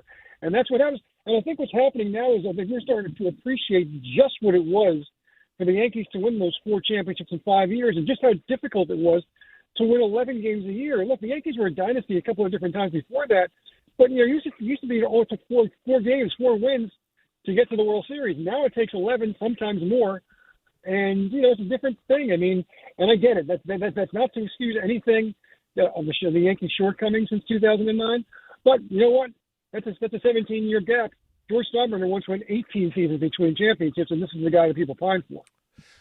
I'll just lay it out there for you, Mike, as far as what my theory has kind of been for a long time. We're talking to Mike Vaccaro. New book is The Bosses of the Bronx, the endless drama of the Yankees under the House of Steinbrenner. I feel like, fair or unfair, since George has passed away and was no longer a big part of it, even when he was declining, that somehow the bar got lowered because of that. The crapshoot thing, they never used the word, okay, that's fine. But we'll build our team, we'll try to win 90 games, and then we'll see what happens. The bar got lowered to there for Brian Cashman, whether he did that or not. And so fans specifically look at him right now and say, like, when did we go from it's championship or bust to this, and why has that happened? Because they feel like somebody like that hasn't necessarily been held accountable for it. And here's the thing, Chris. I think that if say, 60-year-old George Steinbrenner was running the team right now, I would say that, like Aaron Boone, for instance, I mean, he might actually be the manager, but it might be on his third time back because he might have been fired 2 times previously. Because that was George's playbook. And honestly, the same thing could be true of Brian Cashman. You know, George would go through guys because he would fire them, but he always kept them close enough to where if he got in trouble and he really still did trust them, they would call him back. So it's very possible that would be the case. And it wasn't just Billy Martin. He was famously fired 5 times and hired 5 times. But he went through Stick Michael 2 different times and 2 different times as a manager. You know, Bob Lemon, Clyde King. I mean, the list goes on and on. He certainly would have hired Billy Martin for a 6th time if Billy Martin hadn't passed away on Christmas Day, 1989. He was almost certain to come back in the 1990 season. So, I mean, I suppose that you know, I get it. There might be a notion that if you accept this and you keep bringing the same guys back, that the bar has been lowered and that your expectations are lower. I think it says that, you know, Hal just has a lot of belief in these guys, and you know, understands that just because you change the person in the job doesn't mean the job's going to get automatically better. You know, let's not forget. You know, everybody thought Phil Jackson was going to come in and do wonders with the Knicks as a GM, but you know, being a GM and a coach are 2 different things. It's like going to a dentist when you need to have heart bypass surgery. You wouldn't do it. And in the same way, just because you change and snap your fingers and change the name of the people, I mean, they do deliver 94, 95 games every year. And I get it. But just by saying that, you're almost saying, well, you're saying that it's enough. I'm not. But, I mean, really all you got to do is look across town. And, you know, ask the Mets if they wouldn't mind having a situation where for the last 25 years, they've won 92, 94, 95 games every year. It's not that easy to do, even though the Yankees have all these resources. You know, there is somebody doing something right there. But again, I understand, you know, that doesn't mean that any of these guys should be appointed for life. And you're right. If George were, there's no question that if George were in charge right now and he was Apex George, he would definitely have made changes, multiple changes. And I'm just not so sure that would have solved the problem. Mike Vaccaro, Bosses of the Bronx, is the book, joining us here on ESPN New York. You mentioned about the 30 teams, and I could probably say with certainty that there's 29 other teams right now that would do everything. They'd cut off an appendage here to have a guy like Aaron Judge on their team. But yet the current gripe from a lot of fans, Mike, is that, well, he's not clutch. He doesn't come through in the big situations, and they're almost trying to diminish his greatness. And for the life of me, I just can't figure it out. How do you rationalize when you hear that type of talk? Yeah, that puzzles me too. Because look, I mean, what I tell people, I don't know if it's trying to console them or what, but I say, excuse me, all it's going to take is one, right? One playoff series even. I mean, I would say one swing, but he had a really incredible clutch swing last year.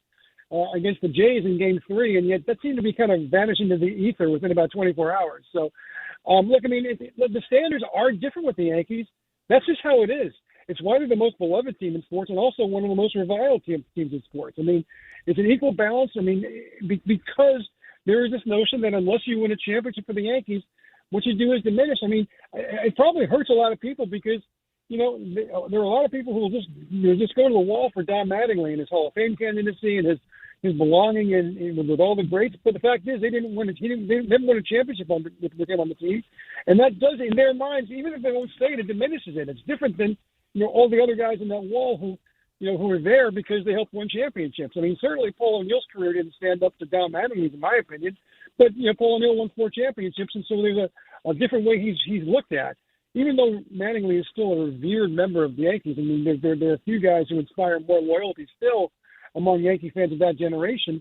I mean, the fact of the matter is that you were just on different strata in minds of Yankees fans. If you won championships, if you won multiple championships, you know, and it's just that's just what it is. That's a product of the success. I mean, I think if you're a Yankees fan, it's part of what makes being a Yankees fan so interesting is that you do have this vast history to draw upon. And look, way back at the beginning, that's what George Steinbrenner sold. there was always this notion that he just threw all his money at problems. And, yeah, of course he had the resources, having the job and the team he had. But, when they acquired Catfish Hunter, when they acquired Reggie Jackson, and those were the cornerstone guys in this whole process, they were $2 million short of the highest bid of both guys. Well, George knew enough to sell New York, to sell the logo, to sell the history. In Reggie's case, to just sell the Reggie Jackson in New York and what that would mean. And that was a successful bid. But I'll be honest, I'm not sure that players, fall for that stuff anymore. I just think that they care more about squeezing every nickel. And so that's another way where it's different between George and Hal. But, I mean, I get it. As I said, I understand why Yankee fans are frustrated because they're not used to this because they've enjoyed so much success within their memory. Mike Vaccaro with us. Mike, how does Hal view the rivalry with the Mets and Steve Cohen, or does he feel like there is one? Look, I think he respects it. I think he loves the fact that even now when the Subway Series could become something of a, oh, by the way, 30 years into it, that it still generates buzz, it still generates excitement. And look, I mean, he enjoys that aspect of owning the team. In the same way his father just loved working the room because he was the Yankees owner for 37 years.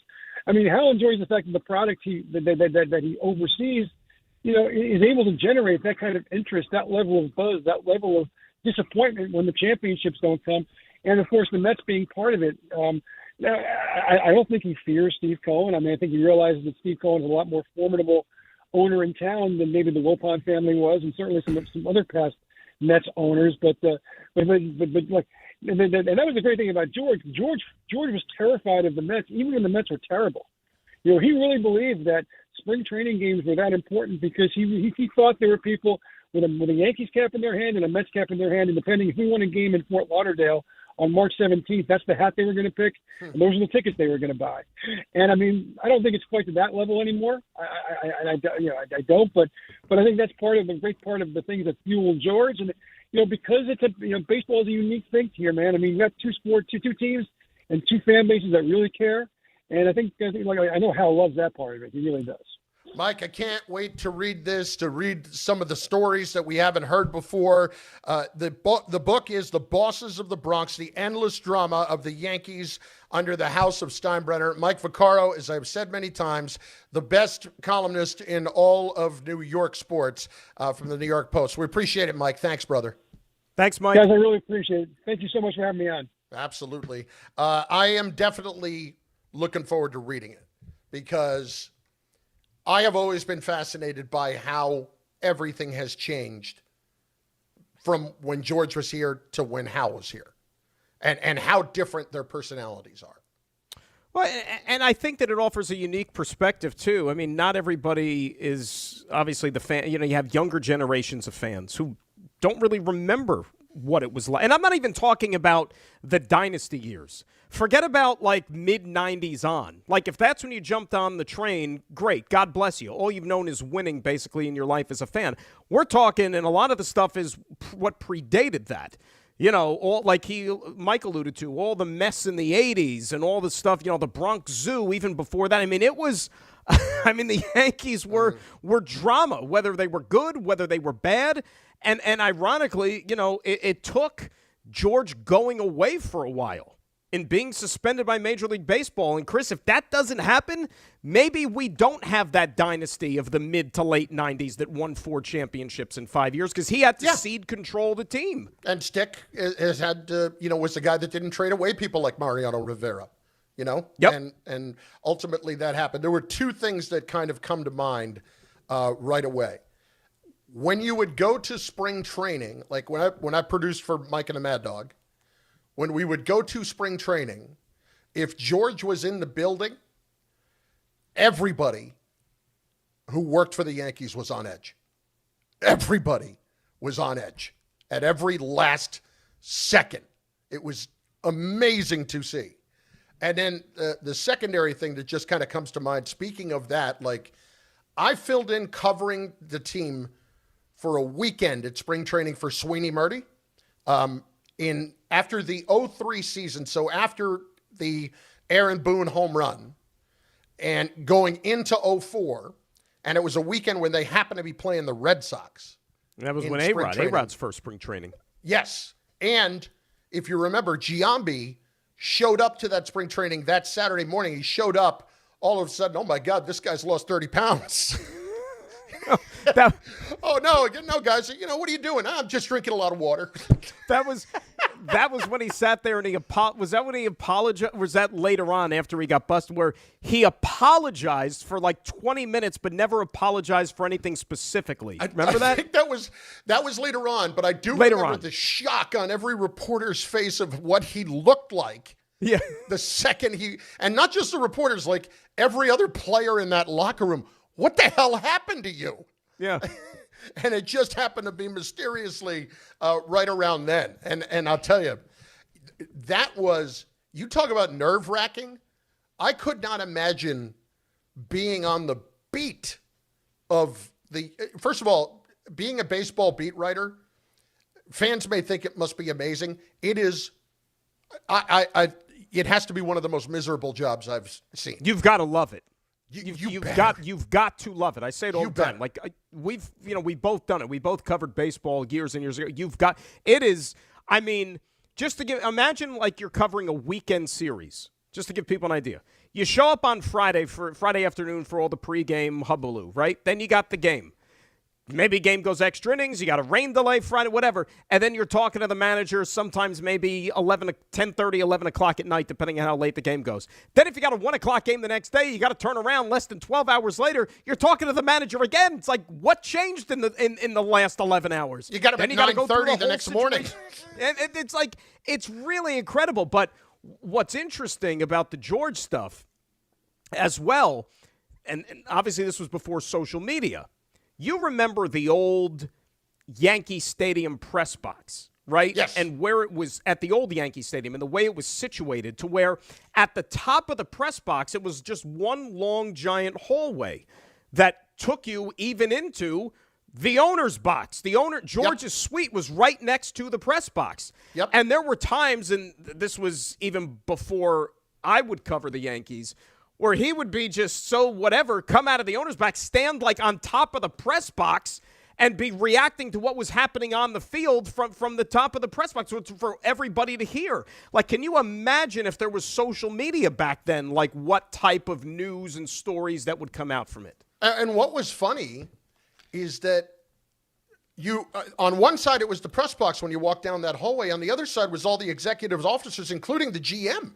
Yes. And so, like, George could literally walk out of his box and walk into Cashman's office right across the hall and start screaming at him, and everybody would see it because the shades wouldn't be drawn. Like, imagine if you've seen Seinfeld, obviously most have. Yep. It's exactly like that. Like, George's office is in that hallway, and you see the field from there. That's like exactly what the setup was, except on the other side of that hallway was the press box. It was amazing. And then at the very other opposite end, almost like where it started, you had Bob Shepard's little booth. Yes, and he'd be in there reading a book. Yes, the voice of God is in there reading a book until he had to talk. And you know what else I got a kick out of too, and this is going off the beaten path. They had the press kind of little makeshift concession stand, right, also behind Bob Shepard's thing. And the reason why that was cool was because – you had to pay for whatever it was, hot dog, pretzel, water, but you got it for like $1. You know what I mean? It was cool. And Let me just say this, okay? Yeah. The Italian sausage was 50 cents. Your boy went to town. But think of how convenient that was, right? I mean, that was back. I was making no money in the late 90s, early 2000s. And if I was going out and covering a game, that might be 3, and we might pack one away. I'm telling, and just to give you an idea, you have, like, the water I have here, this is like a 1 liter. I don't know if it was a liter, but it was pretty damn close. You could get your big boy Poland Spring for like $1. It was fantastic. 800-919-3776, 800-919-ESPN. We have people who have been waiting forever.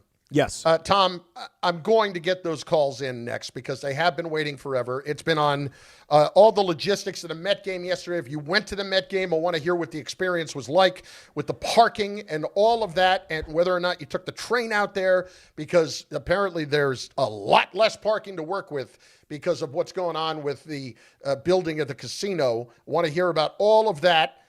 There's so many things we haven't even gotten to. I want to read this book. I'm looking forward to it. The Bosses of the Bronx, The Endless Drama of the Yankees Under the House of Steinbrenner by Mike Vaccaro, available wherever you get books.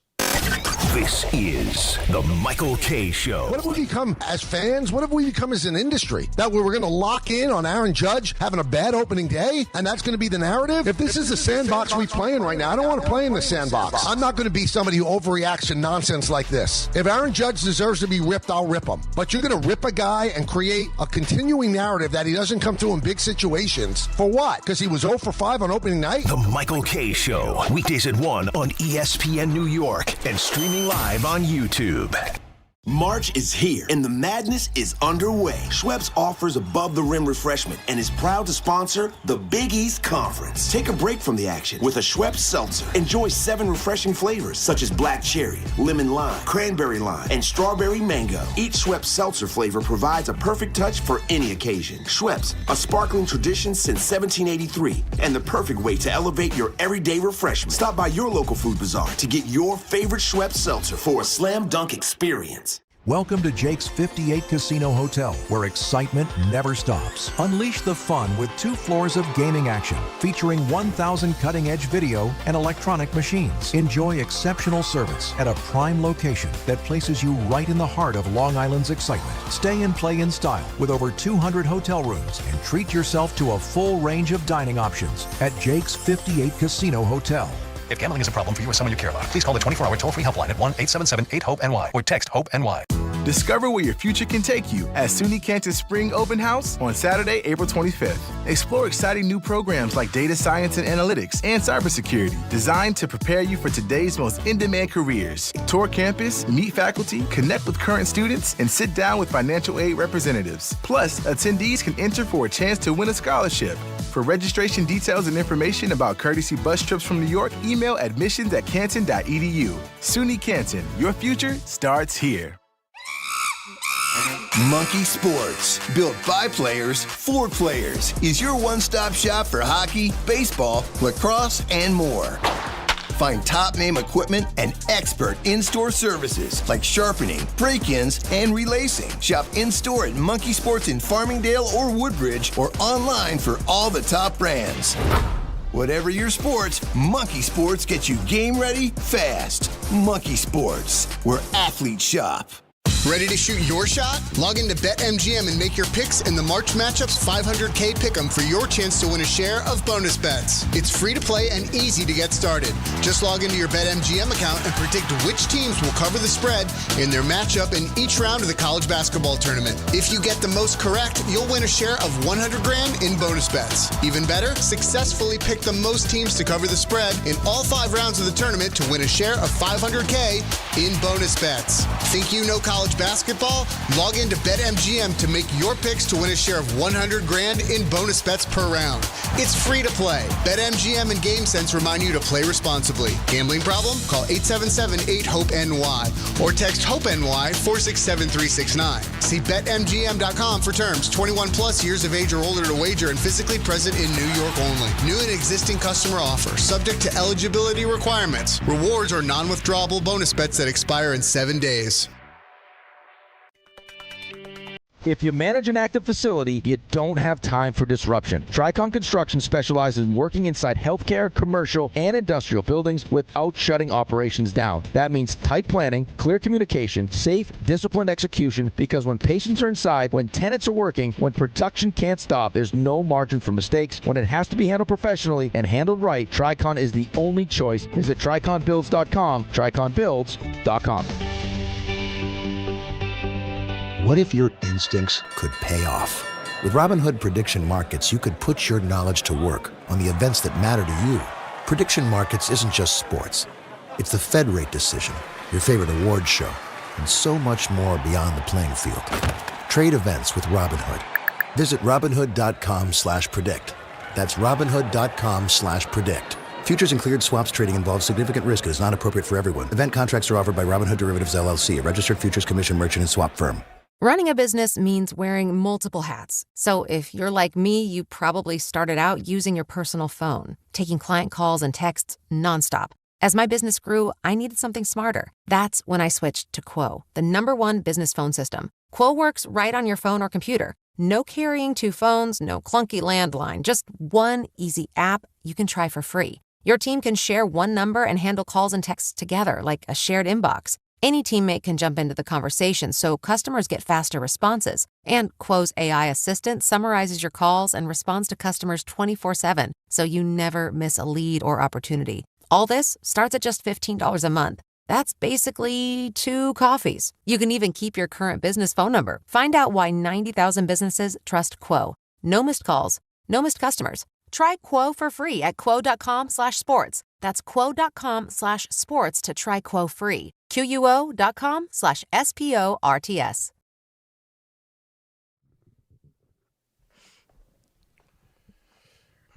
Tullamore Dew, game time, my friends. Game time brought to you by Tullamore Dew Irish Whiskey, because when it's game time, it's Tully time. 4:30, Yankees out west facing the Giants. 7 o'clock, you've got the Rangers hosting the Blackhawks. Coverage begins on 880 ESPN New York and on the ESPN New York app starting at 6:30. 7 o'clock, St. John's taking on Duke, Sweet 16.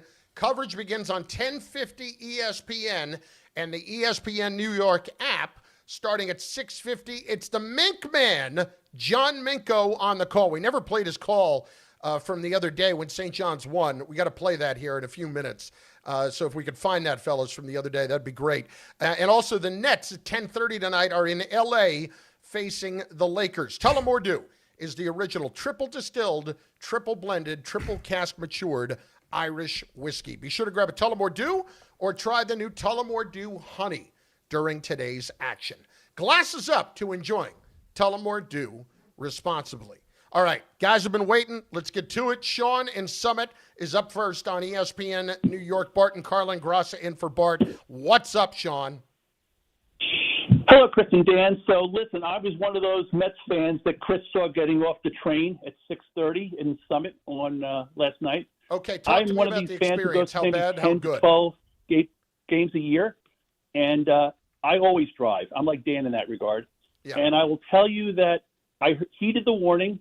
I heard how bad it was going to be, so my wife and I took the train from Summit, changed at Penn Station, got on the 7 line. Took about 2 hours. On the way back, as Dan surmised, it was a long game, 3+ hours. So the game ended at 4:30. We're on the 7-line platform at 4:40.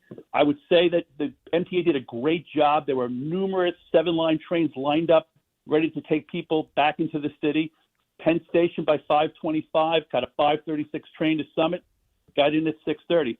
I guess my advice to people would be, if it's a game that's going to be sold out, there's enough parking spaces that have been lost because of the construction that it's going to be mayhem one way or the other. But if it's a Tuesday night and the Mets are expecting 25,000, I'm actually willing to drive. There's not as many spaces that have been lost to construction as people have been led to believe. The last thing I'll comment on is the lines. Dan, you asked about the lines. Mm-hmm. I would say the concession lines were quite reasonable for a sellout at Citi Field. As you would expect, though, as the game went on, the longest lines in the stadium were clearly for the men's room, and there's nothing to be able to do about that. Well, Sean, what I was talking about more with the lines was just to get in. Like, for example, when you go to games where it's like a big event or God forbid, like a bobblehead giveaway, I mean, dude, there are lines that are wrapped. I mean, if you like talking about the main rotunda, the lines are like up into the subway, where you have to wait when you come off the 7 train. Like that, the lines like wrap around, and that is what drives you crazy. I can't really comment on that. I got there nice and early. My wife and I were probably there around 11:30, 11:45, and it was just this. I think the stadium opened at 11:15 for the home opener. So I would say at that hour, is it never going to be an issue. I wasn't one of these people who tried to cut it close. All right. Good. That's good to hear. Listen, 2 hours each way on the train, as opposed to, I mean, I'll say conservatively 2 hours each way if you're driving, and that's assume if everything goes well. Listen, I'm a guy that would rather sit in the comfort of my car than on the train, and I don't like relying on other things that can be X factors that I have no control over. And you can say that that's the case in in the car with traffic or whatever, with any kind of an accident. To me, I don't want to rely on New Jersey Transit or any other transit authority because I just don't trust it. My attitude is always this, and this is even just commuting into the city. Forget about going to a game, but like if you want to use the game example, if the difference is basically negligible to where if it's going to take me 2 hours to get home driving versus an hour and a half taking the train, to split the difference for that half hour, I would rather just be in my car, like you're saying, and in the comfort of my car, my own kind of surroundings, not have to deal with strangers and how they're acting and so on and so forth. Like, I would much rather just, sit in the car in traffic, for example. At least I know this is, my quote-unquote comfort zone. I've got a couple of comments coming in here. I'll get another call here in right now, and I'll get these comments together. David and Elizabeth, what's going on, Dave? How you doing, brother? What's going on, Dan? What's going on, Chef? Hey, not for nothing, right? I'm going to the game tomorrow. It's supposed to be, I guess they're giving out the 1986 rings, which I definitely want one, so I'm going to try to go as early as I can. Leave but tonight. You're kind of scared. Yeah, not for nothing. Yeah, I should go tonight, right, Dan? I'm a little scared, though, because it's like we're supposed to take my car there because my buddy's treating me to the game, but it's like, I've done the 2 hours at Citi Field before. It's not fun. But, Chef, you're right. I'd rather be in my own comfort where I could do what I want, enjoy my own, presence and all the other good stuff compared to, like how Dan said, some people act weird and, do things that I may not, appreciate. So I also do not love being jammed in enclosed spaces. I'm not what I would call what's the word? Claustrophobic? Claustrophobic. Yeah. Yep. I'm not quite that. I just don't love it. That's all. No, I understand that. I feel the same way. Like, for example, like when I go to concerts and stuff, there's a bunch of people I go with sometimes, and they're like, oh, I don't like big crowds and things of that nature. I get it. But at the same token, we know what we were coming for. So I understand that. I feel the same way too, Chef. But I don't know. I just hope that, we have an amazing game tomorrow, and I enjoy it, and hopefully the parking isn't that bad. I'm going to try to go as early as possible. I'm trying to get one of those rings. Appreciate it, get there early, Dave. Give yourself some time for sure. And tomorrow will be a good test. Chris, the other thing, too, which is like Sean was talking about, and, for example, everybody knows maybe the first month of the season, like a weeknight game, maybe it's not going to be packed to the gills like it would in the summer. But once we get to those summer months, like I said, like last year, the Mets drew so well. Like it didn't matter what day of the week it was. The place was almost packed every night.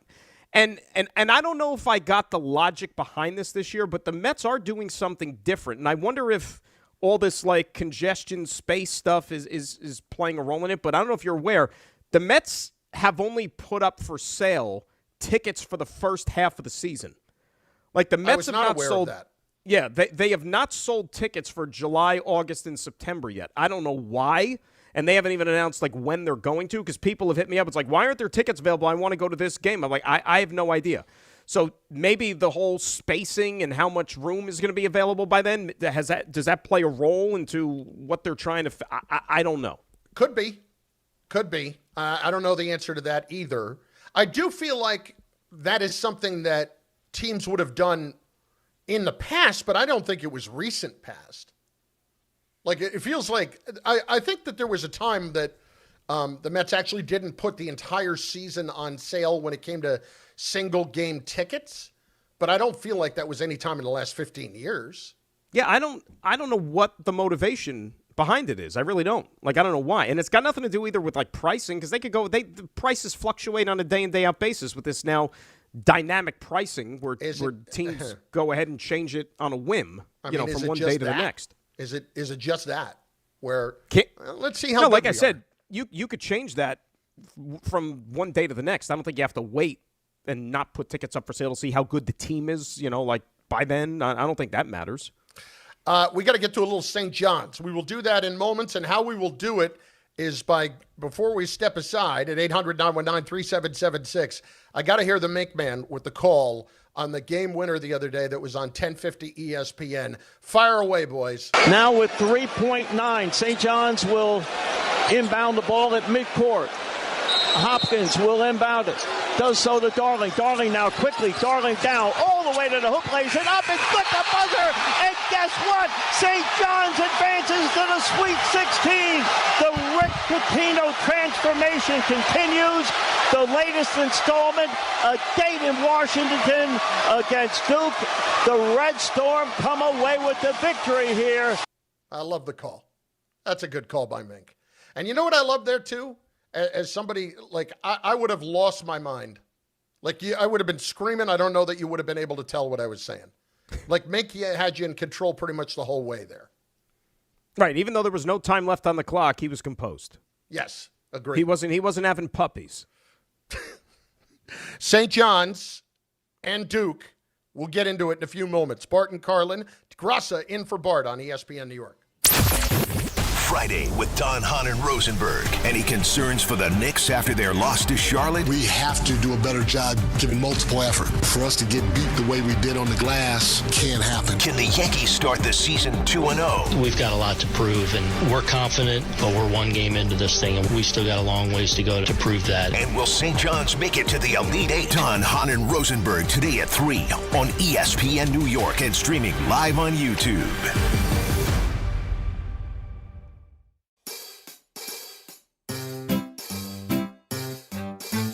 1-877 Cars for Kids. KARS Cars for Kids. 1-877 Cars for Kids. Donate your car today. 1-877 Cars for Kids. KARS Cars for Kids. 1-877 Cars for Kids.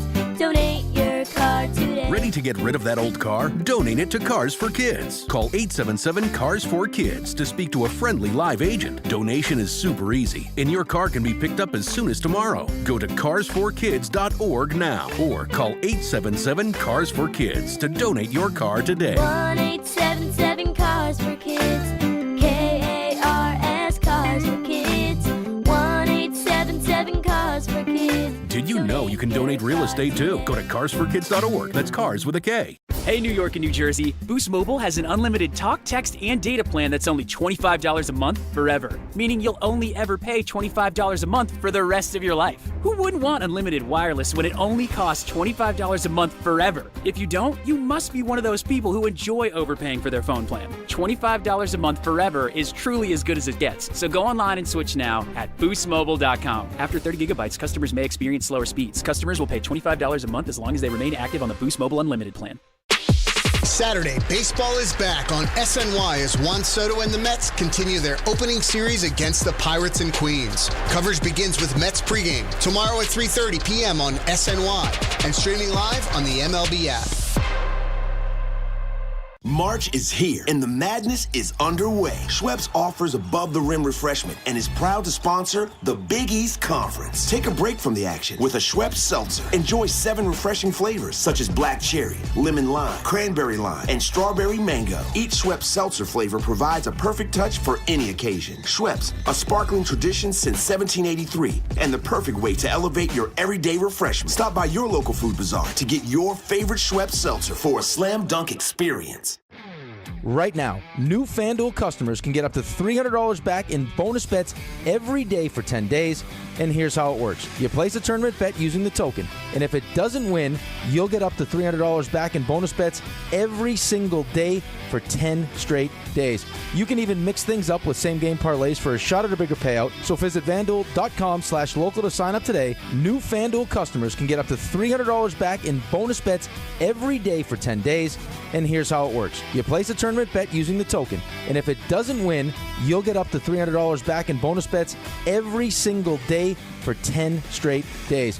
Must be 21 and older and physically present in New York. Bonus bets are non-withdrawable and expire 7 days after receipt. Tokens are received in increments of 1 per day. Restrictions do apply. See terms at sportsbook.fanduel.com. For help with a gambling problem, call 1-877-8-HOPE-NY or text HOPE-NY at 467369.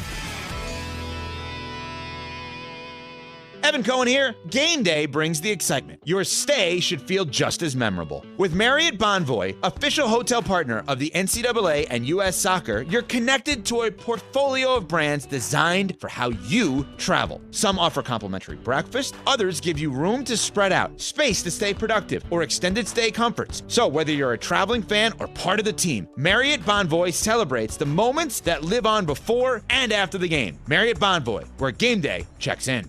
Evan Cohen here. In life, as in sports, the pros make it look easy. That's why pro golfers like Jason Day, Ben Griffin, and Patton Kazire trust the pros in lawn care. True Green. They have the experience and expertise to give you a lawn worthy of the PGA Tour. And since True Green does the work for you, you get more free time, or more tee times. So stop stressing over your lawn and start loving it. Sign up now at TrueGreen.com because nobody makes it easier to get a golf course quality lawn than True Green, the official lawn care treatment provider of the PGA Tour. NBA fans don't just watch the game, they live it. So stream like you're courtside with NBA League Pass, your ticket to all the action.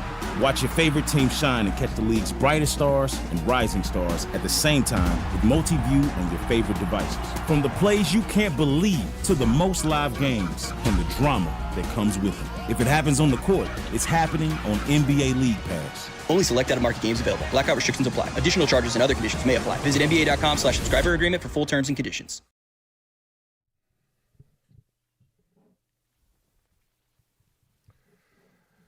People, the NFL draft is coming up Thursday, April 23rd. New York is on the clock. The Jets pick 2nd and 16th. Giants pick 5th. Rick DiPietro, Dave Rothenberg are breaking it all down live. Join ESPN New York's Couchcast, your second screen for the NFL draft. Real-time reactions, instant takes, everything New York fans care about. Watch along, react with us. Do not miss a single moment. ESPN New York's Couchcast, draft night, April 23rd, 8 p.m. Brought to you by Calandra's Bakery. And man, they came in yesterday and they brought in so much food. So much food. What did you pound? So Bart said when they asked him earlier in the week, what would you like us to bring in? And he said, wings and bread. I remember that. I remember the wings, yeah. I didn't know they did wings. They do, and they're fantastic. Really? We did the opening night of the NFL season watch party there with the Cowboys and Eagles, and Bart was absolutely blown away by the wings. As a result, I had some too, and he was right. They were fantastic. So they brought some buffalo wings, and they brought some honey barbecue wings yesterday. They brought about 4 or 5 different loaves of bread, which from an Italian bakery you can only imagine. Oh, God, yeah. Like they had a giant one that you could see my entire head through the hole in the middle. If you're an Italian bakery, like you said, you have to get the bread right. Yes. And they've mastered it. Amazing. They brought in olive oil to go with it. Ooh. So you slice it up, dip it in a little olive oil. Oh, oof. Fantastic. They brought in black and white cookies, except that they weren't black and white. They were navy blue and white and blue and orange for the two teams. Ah. They brought in synergy there. I like that. Exactly. And then they brought in 2 cakes shaped like hats of each team. One chocolate and vanilla on the inside, chocolate with vanilla icing, which I absolutely love. And one kind of yellow with a vanilla icing in the middle. You can't go wrong with either of them, actually. No. So anyway, there were people at the offices. You can imagine they set that up for us to be watching the beginning of the Met game, and there were people right away lurking, like, oh, what's this? Who's this? Who is this for? It's a good thing the game was on NBC. Yes. Sat right down on the couch, watched some of the game, wings, bread. Or else it would have been like listening to a fireside chat from FDR if it wasn't. What do you mean? You said you were sitting down to watch the game, and I said thankfully it was on NBC. Yes. Otherwise, you would be listening to the game. Because I couldn't find it anywhere? You couldn't, well, at least not there. At any rate, that's true. We don't get SNY at the station. That's the thing. Why don't we get Edison at the station? All you got to do is sign up through MLB.tv to get it. It's absurd. Dan, it's not that hard. I don't know. I see. Those are answers that are way, way above my head. Okay. Way above. And I'm sitting down. That's fair. But see, that's good to know because in the future, then I'm going to have to give the wings a try from Calandras because like you said, I don't think most people would think that that's a go-to wing spot. It's like when I first heard about Magic City down there in Atlanta. Like obviously they're known for other exploits that draw customers, but then apparently their wings are the stuff of legend. And not to say that Calandras delves into those other waters, but apparently you're not thinking wings and Calandras, but you will be missing out if you don't. You know what it is? A pleasant surprise. And when you do that and when you order something else, a lot of times I'm skeptical when you go away from what the specialties are of the place you're at. This could not have been further from the truth. I had a burger there that night that was phenomenal. It's just, they really know how to put together a menu, and you can sit there. But it's an entire village. It's God. Anyway, life is about pleasant surprises. That's what we aim for each and every day. Like last night, it was a pleasant surprise, no doubt, with less than a minute to go in the game, that Iowa stepped out on the floor and said, "Hey, our opponent Nebraska has only 4 guys out on the court. Let's try to catch them napping." That's a pleasant surprise, right?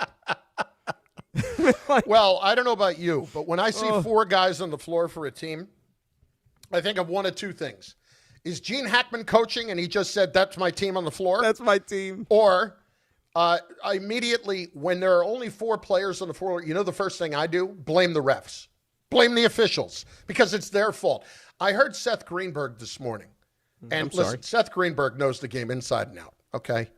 But Seth Greenberg blaming the officials for there only being 4 players on the court and not giving a heads up to the coaches. Seth, oh my God, come back. Please.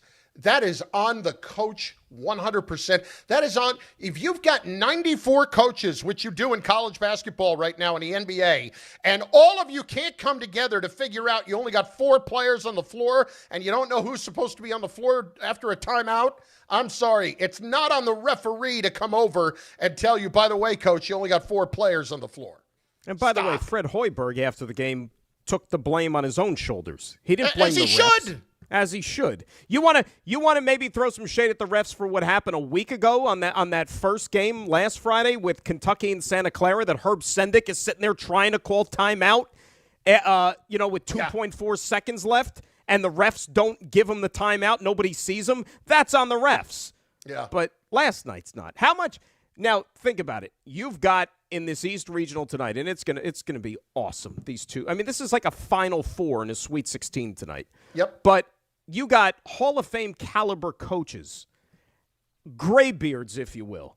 How many of them you think, leading up to tip-off tonight, are using what happened last night in that game as somewhat of a little reminder? If I catch any of you guys walking out on that floor as a foursome and not a fivesome, you're out of here. Yeah, and he's telling all of his assistants right now, too. Oh. You better have your blank together tonight. Oh. Give me a percentage chance that you give St. John's in this game tonight. 6.5-point dogs to Duke. To win the game outright? To win the game. I'll give you 40. I think it's a generous number. And I say it feels like 25. It feels like a 1-in-4 chance to me. A couple of reasons I'll say 40. Okay, and even though Duke is great, I mean you don't become the number 1 overall seed in the tournament by accident, right? They don't pick a name out of a hat. They earn that. Shire's a great coach, but he still doesn't have a ring on his own. You know what I'm saying? So Pitino's been at this stage of the tournament, and he's been in these waters a lot more often than John Shire has as a head coach. That gives you at least somewhat of a little bit of an edge. The other thing is what I think is going to be crucial for St. John's to win this game tonight. They're going to have to shoot the 3 like they've done in this tournament so far. They've shot the ball pretty well. They've made 3s. Okay, I know they're chucking a bunch of them up, but my point is I think that they're going to have to make at least double-digit threes to win this game. And the fact that they've done so in these first two games of the tournament gives you a little bit of a boost going into this one tonight. Will Tom Bauer keel over and pass out as he attempts to do the power hour? We will find out in moments on ESPN. You want odds on that? 1 in 10.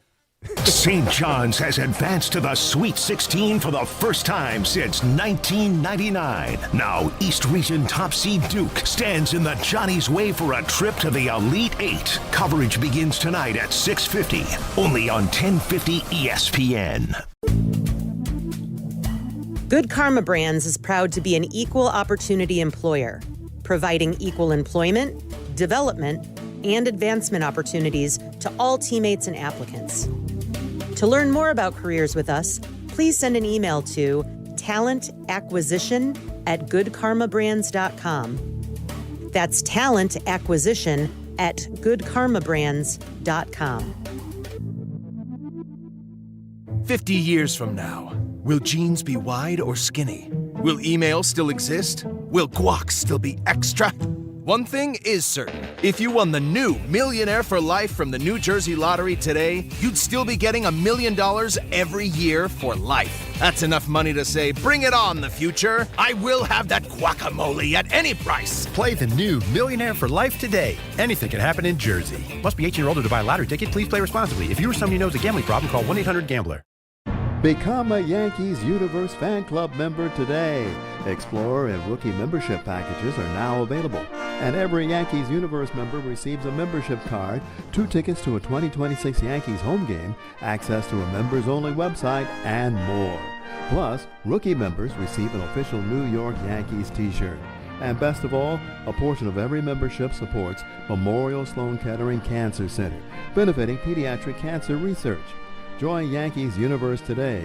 Visit Yankees.com/universe. March is here and the madness is underway. Schweppes offers above the rim refreshment and is proud to sponsor the Big East Conference. Take a break from the action with a Schweppes seltzer. Enjoy 7 refreshing flavors such as black cherry, lemon lime, cranberry lime, and strawberry mango. Each Schweppes seltzer flavor provides a perfect touch for any occasion. Schweppes, a sparkling tradition since 1783 and the perfect way to elevate your everyday refreshment. Stop by your local food bazaar to get your favorite Schweppes seltzer for a slam dunk experience. Hey, this is Jalen Brunson. Jalen Brunson for 3. And this is your home for New York Knicks basketball. This is 880 ESPN. WHSQ and WCBS-FM HD2, New York. Hey, it's Alan Hahn. Rings End is your locally owned Benjamin Moore retailer. They're your store for quality with a full line of brilliant and durable Benjamin Moore paints. They're your store for inspiration with thousands of colors and a variety of sheens. And Rings End is your store for expertise with one-on-one advice for contractors and homeowners. Insist on Benjamin Moore paint from Rings End because the gorgeous color you love can't be matched in another brand of paint.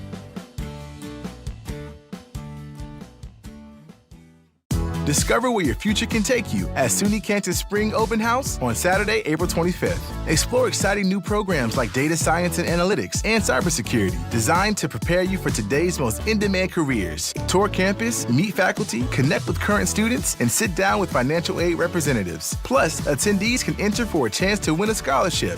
For registration details and information about courtesy bus trips from New York, email admissions@canton.edu. SUNY Canton, your future starts here.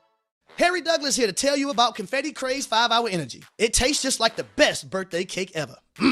Vanilla, buttery, frosting vibes. It's basically a party in a bottle. Confetti Craze makes it easy to turn any day into a party with its delicious birthday cake flavor and big birthday energy. And here's the best part. All cake, no sugar. I bring these tiny bottles everywhere to cakeify my day with tasty caffeine boosts. The Funfetti flavor is back on 5hourenergy.com or on Amazon. Crack open a Confetti Craze 5-Hour Energy shot today.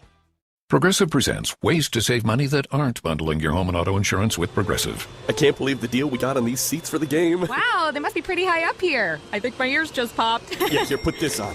Is that an oxygen mask? An official team oxygen mask. Well, I can kind of see the field. Good, your senses are still sharp. You're going to need them for phase 2 of the ascent. Don't save money by sitting in the nosebleeds. You could save hundreds by switching to Progressive. Get a quote at Progressive.com. Progressive Casualty Insurance Company, affiliates, and other insurers. Not available in all states or situations.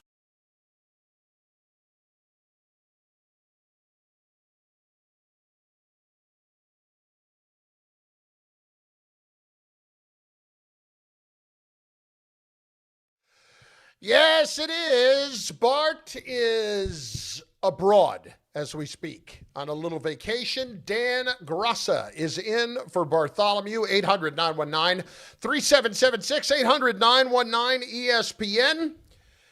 We don't want to forget about the Power Hour.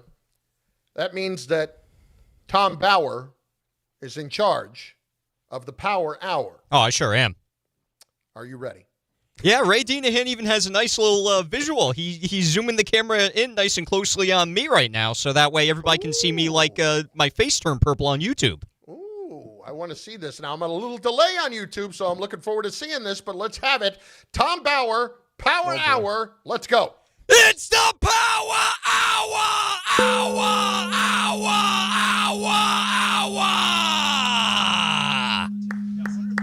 You know what? Give credit where credit's due. That was top notch. There was a lot of effort put into that. You know what that was? That was Tom Bauer at a Slipknot concert. That's what that was. You know, you think there's so much like synergy. Bauer Hour. It's the Bauer Hour. That's what we should call it when he does it. The Bauer Hour. Is that disrespecting it a little bit? No, I don't think it's disrespecting. This is his own little niche. I get that it's his niche, but it's Bart's thing. But when Bart's not here, do you really think when you're renaming it? Let me ask you a question. We're all friends here, okay? It's just you and me talking, just a couple of buddies. When Bart's not here, do you think he's wasting even a millisecond thinking about this show? Listen, I give Bart more credit than that. I think on this trip, he's not thinking about us. Put it this way. If he's still on the plane, which I don't think he is, but if he was still on the plane, I don't think he's using the Wi-Fi to fire up the app and listen to the show. I don't Even think when he that's gets what's off going the plane, on. I don't think he's firing up the Wi-Fi for that purpose either. No. Not for what he's spending to even have the clearance to go on this trip. Bauer, you said that I have not looked at Bart's Instagram stories. You said it looked like he blew through security? Yeah, he posted something on his personal Instagram yesterday where it looked like he was, I don't know if he was getting like a backstage pass type of treatment with it or if like Delta had like a separate line or something, but it looked like either way he was breezing right through the line. Now, I don't think Bart has, I don't know this. I don't think Bart had TSA pre-check. I don't know that he had clear. Not sure about that. Maybe it was something special if he has, like, mileage points with Delta. I'm not sure. Now, is that trending in the right direction, like as a whole? Apparently, the Senate voted that they would pay the TSA workers while this thing is still going on. That still has to go through the House. I have not checked on my Capitol Hill report. Let's check in with our correspondent, Ray Dinahan. Ray, what's the latest on Capitol Hill there? The last I saw was that the House still needs to vote and approve it, and then it obviously has to go to the president's desk to be signed for funding. Okay. Gotcha. Okay. So hopefully we're moving toward that. It's funny, too, because depending on where you are, like I was texting with a buddy of mine yesterday who was traveling on the West Coast. Not an issue in the world. It's like you wouldn't even know this was a thing. Like Nothing. Breezed right through in at no problem. No problem whatsoever. None. Okay. Well, I mean, we've obviously seen different here. Apparently the other night it was so bad at Newark that they had to shut down the Clear and TSA PreCheck altogether. And you could only go through one line. Listen, people are calling out. This is not the first time this has happened. And I don't blame those guys for doing that at all. No. When you continue to go through and you're expected to show up for work and not get paid. Some people can't even afford to come to work. Of course. You got to find Like, other literally. things to do. It's absurd. Yeah, It's I mean, you see some of these videos that people are posting, and you're just like, every time I see one of those videos, I say to whoever, it's like, at what point, and I understand that, you're at the airport for a reason, you're traveling someplace, but at what point, like, is it so discouraging? Because nobody likes lines. Like, whether you and I go to, let's go grab dinner at this place. If there's a line out the door, you'd be like, okay, we're going someplace else.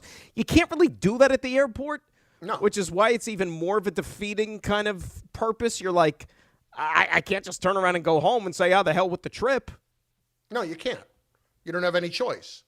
I saw people with 8 a.m. flights who were leaving their house at midnight and were expecting a 5-hour wait online to go somewhere, which, I mean, I can't say that I necessarily blame them for, but you don't really have that choice. You have to try to make it.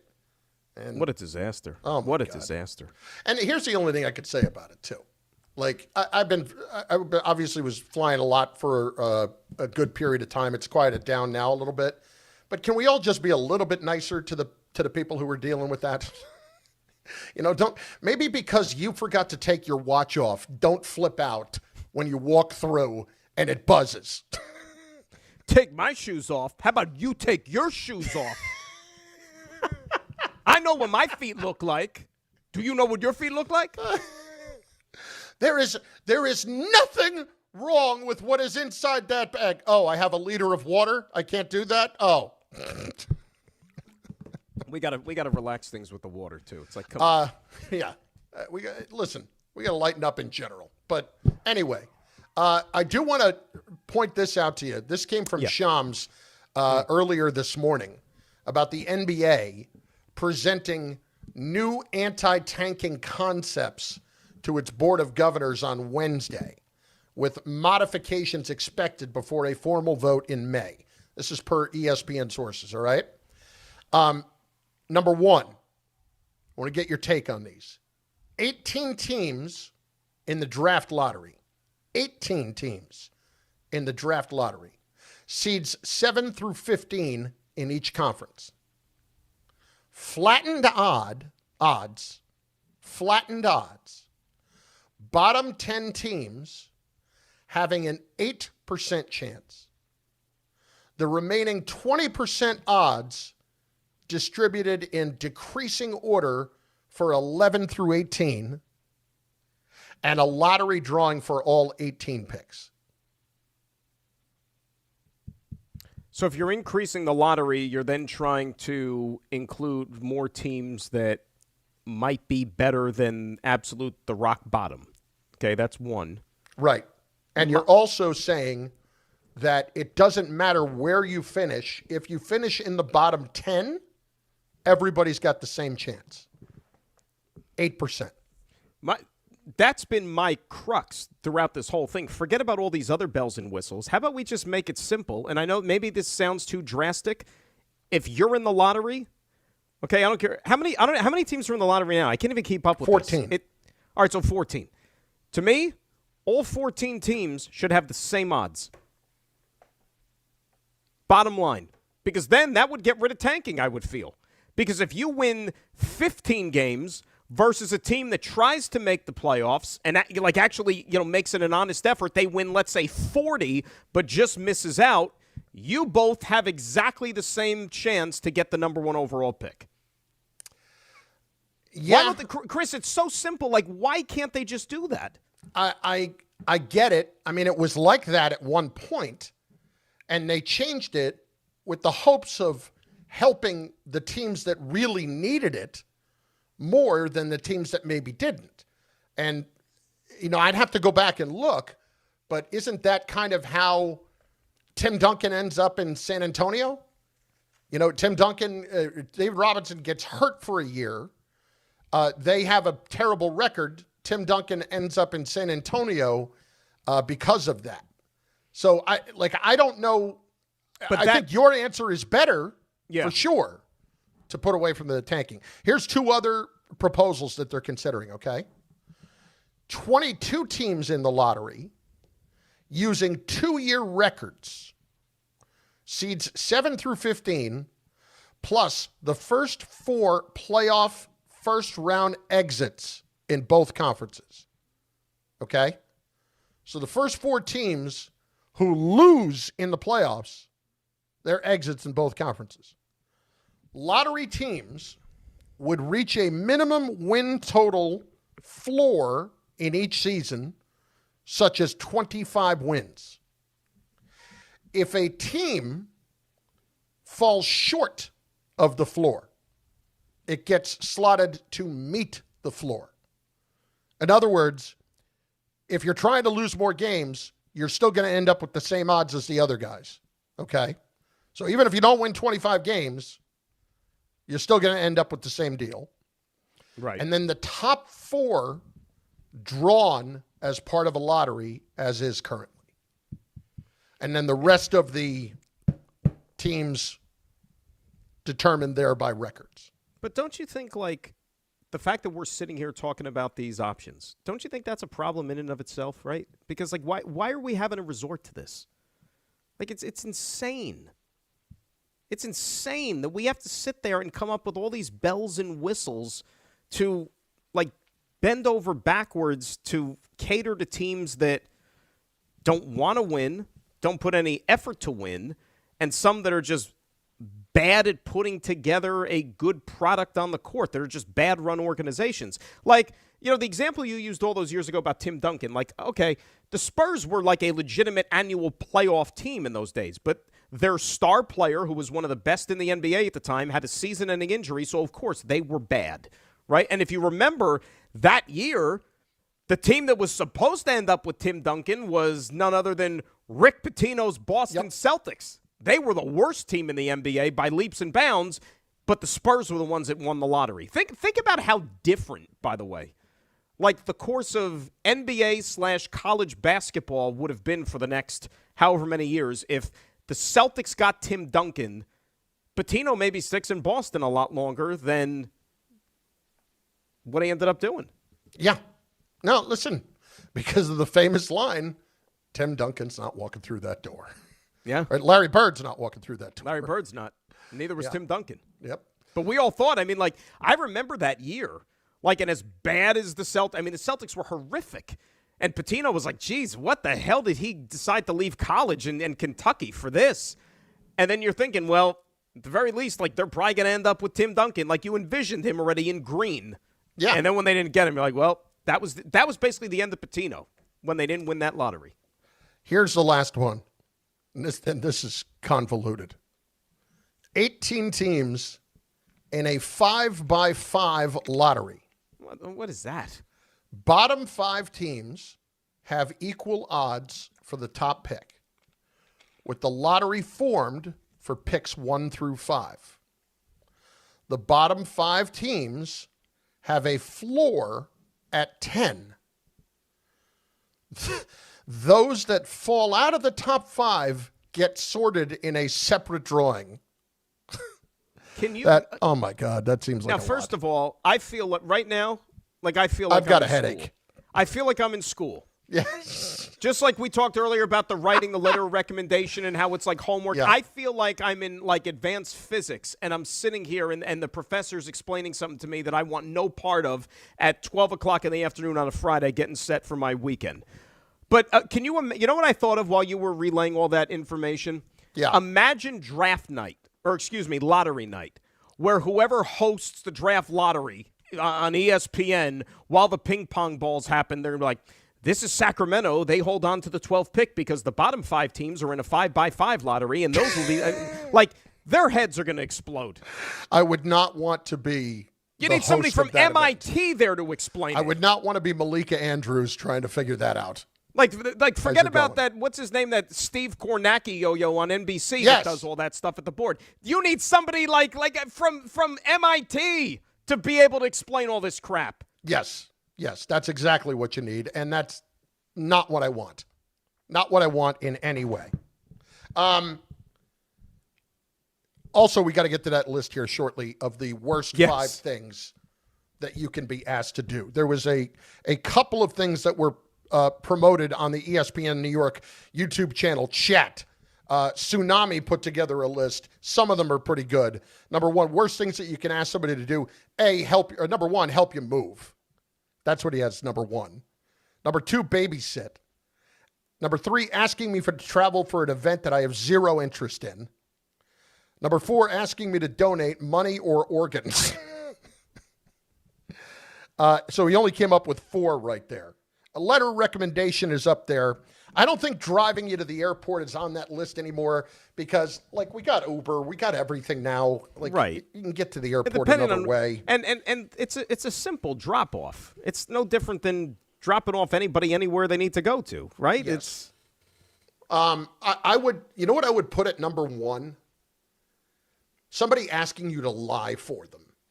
To lie? Yes, not even like just on the stand. Like that's obviously the top of the heap. That's called perjury. Right. Perjury would be at the top of the heap. Wow. But even where does you talk about loyalty, perjury, where Yes. Yes. Not in the law and order part of the world, you understand that because it happens all the time, right? Yeah. But somebody asking you to lie. I have had this happen where somebody who is married will be somewhere where they shouldn't be. And it wasn't even like they were out cheating. It was they were out doing something like playing golf or, they were, going down the beach for a day or something and just basically trying to get a day on their own, separate from their wife. Hey, if she should ever ask, I was with you. Well, hang on a second. Hang on. Right. What was the guy's name, the trainer from Balco, Greg something that wouldn't go on the stand? Greg Anderson. Was it Greg Anderson? Yeah. The one who wouldn't fess up to Bonds and went to jail because of it because he wouldn't sing like a canary on Bonds? Yeah, I believe so. Yeah, it was Greg Anderson. Right. Yep. Yeah. That's incredible. I mean, think about it. Like to go to those lengths. Well, like for instance, I am sure that the guys who worked the equipment staff for the Patriots during the entirety of the Deflategate thing. Deflategate. They put those kids, Brady put those guys' kids through college. Oh, 100%. I don't think there's any doubt about that. 100%. Yes. Like those guys were taken care of. Now, they might have lost their gig, but they were absolutely taken care of. Right. They lost their gig blowing up footballs, which I'm sure was very lucrative. But did you, I on the list, I forgot the first couple, what about, it's the Seinfeld episode, like helping somebody move? Yeah, helping somebody move was up at the top of that list. Yeah. I mean, listen, I hit an age where you're not asking me to help you move.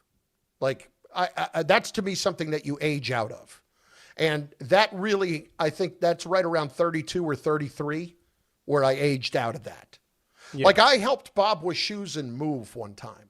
Really? I did, very early in his marriage. Now, I would say that to I where was he not, lives now? I'm sorry? Not to where where he lives now? It was, he and his wife were just buying their first house. Okay.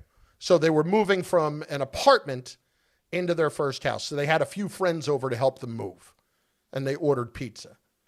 Now, if memory serves, I was kind of the guy that was just lingering around. I really wasn't doing a whole lot. So let me get this straight. You basically yell help. Not exactly high when it comes to the physical manual labor. No, I did not exert myself, and I might have left a little early. But I'm here. I get credit for the appearance. Might as well help myself to a slice on my way out the door. Exactly. That's exactly what it was. Yes. This was the late 90s, right when Bob and his wife first got married. Yeah. I helped him move.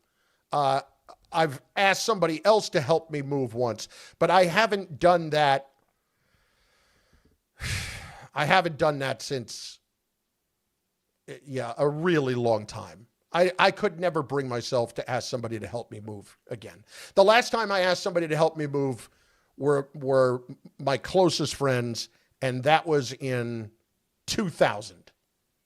So when you do the moves now, like when you did your recent move like that, you're putting your trust into a moving company. Yes.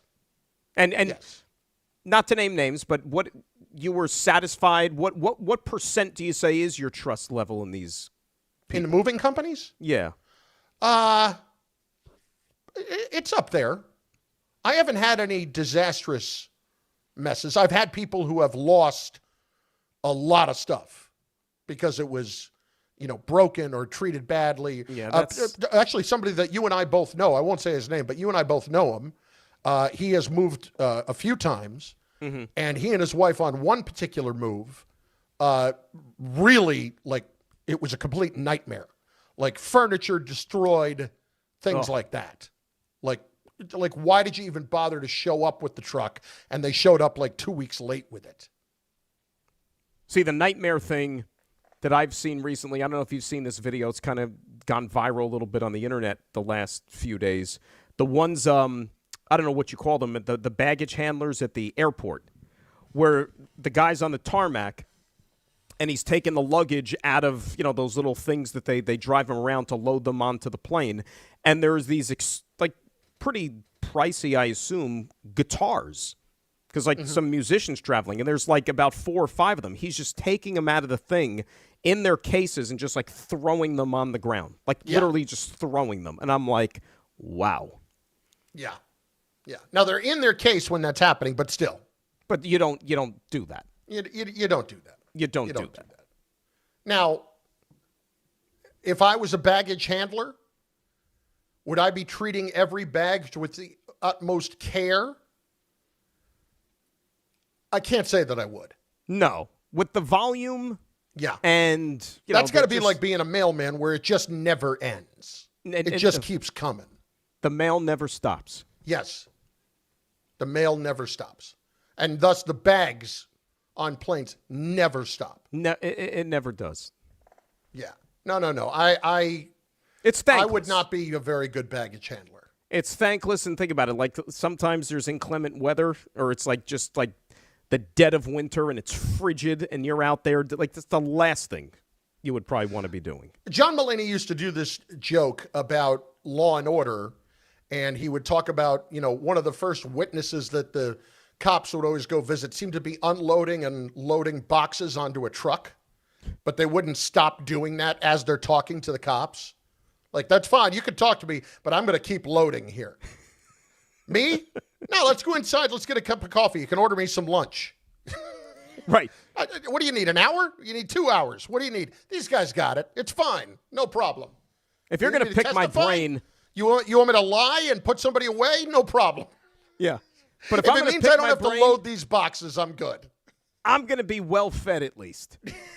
I'm not just going to continue my daily duties. Exactly. Unless I got nothing to say. And when the boss says it, it's going to ask me about it. He said, listen, what am I going to do? They're the cops, man. They needed me. I saw what I saw. I'm not going to lie to it about it, even though I would. If it meant that I could be away longer. Oh, you need me for trial? I'm there. A little hazy. It's going to knock me out for how long? Oh, we got to prep for cross-examination? No problem. They need me for weeks on end. I will put them away. I will let them fry. Yeah, I'll tell you. I don't know where it fits on that list, but that could kind of find its way onto some sort of inconvenience. Well, but that's the thing. I started this whole thing by saying I would not want to lie for somebody, and then I ended it by saying, well, if it meant getting out of work, I would absolutely lie. Right. If it's convenient to you, then if it's going to benefit me, and by benefit meaning I don't have to do more work, then great. Whatever you need. How does it benefit me? Me first. That's the policy that I want to enact. Exactly. I'm putting somebody away for the entirety of their life for a crime they probably did not commit. But if it means that maybe I didn't wrench my back one afternoon, then we're good. When do you need me? What time? I'll be there. Just do me a favor. Just send me a script. I'll memorize it. That's what my attorney says. It's Bart and Carlin. In moments, sideline to sideline on ESPN New York. Friday with Don Hahn and Rosenberg. Any concerns for the Knicks after their loss to Charlotte? We have to do a better job giving multiple effort. For us to get beat the way we did on the glass can't happen. Can the Yankees start the season 2-0? We've got a lot to prove, and we're confident, but we're one game into this thing, and we still got a long ways to go to prove that. And will St. John's make it to the Elite Eight? Don Hahn and Rosenberg today at 3 on ESPN New York and streaming live on YouTube.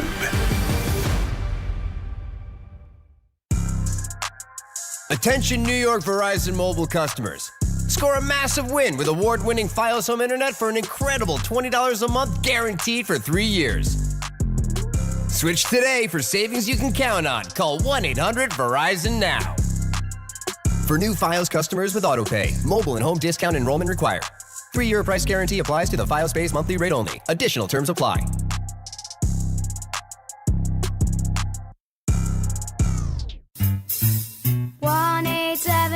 Cards for Kids. KARS Cards for Kids. Ready to get rid of that old car? Donate it to Cars for Kids. Call 877 Cars for Kids to reach a friendly live agent. Donation is super easy, and your car can be picked up as soon as tomorrow. Call us now or go to carsforkids.org. 1-877 Cars for Kids. Donate your car today. Did you know you can donate real estate too? The NBA moves fast, and the stars move faster. With DraftKings Sportsbook, the #1 sportsbook for live betting, you're never a step behind. DraftKings keeps pace with every play, offering industry-leading live betting, dynamic odds that shift as the game unfolds, and more open markets more often. They're live when others aren't, so you're always in the game when it matters most. Get in on the action with live player props as the most exciting performances unfold in real time. Download the DraftKings Sportsbook app and use code WHSQ. That's code WHSQ. In partnership with DraftKings, the crown is yours. Gambling problem? Call 1-800-GAMBLER. In New York, call 877-8-HOPE-NY or text HOPE-NY 467-369. In Connecticut, help is available for problems gambling. Call 888-789-7777 or visit ccpg.org. Please play responsibly. On behalf of Boot Hill Casino and Resort, Kansas, pass-through of per-wager tax may apply in Illinois. 21 plus age and eligibility varies by jurisdiction. Void in Ontario. Restrictions apply.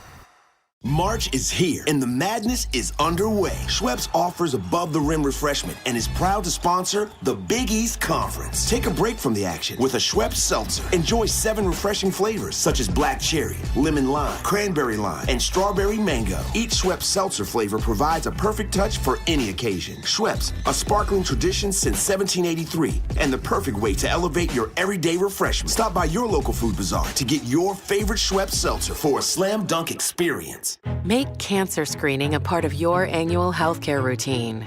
New York Presbyterian offers a full range of cancer screenings, including lung, cervical, prostate, colorectal, breast, and more.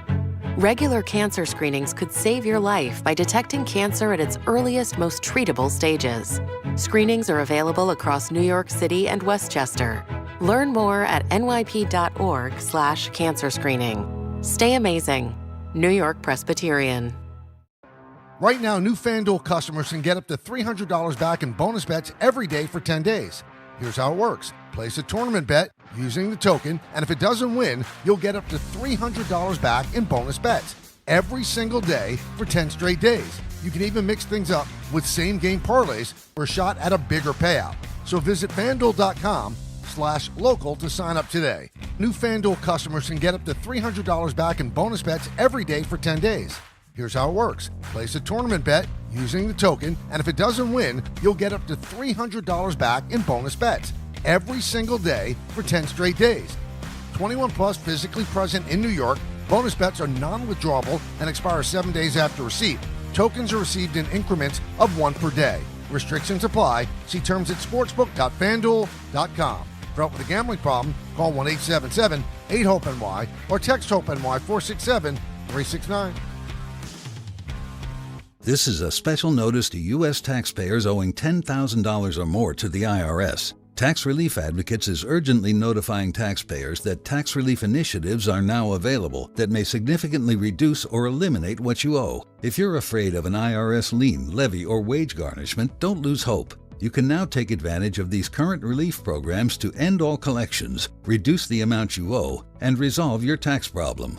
Even if you have years of unfiled tax returns or are already in a payment plan, you may still qualify for significant relief. Struggling taxpayers can now get relief they need during these hard economic times. A hotline has been established by Tax Relief Advocates for you to call and see what you qualify for. They are A+ rated with the BBB and have over 1,000 5-star reviews. Don't wait. Call 800-575-9087, 800-575-9087. That's 800-575-9087 or simply visit tra.com.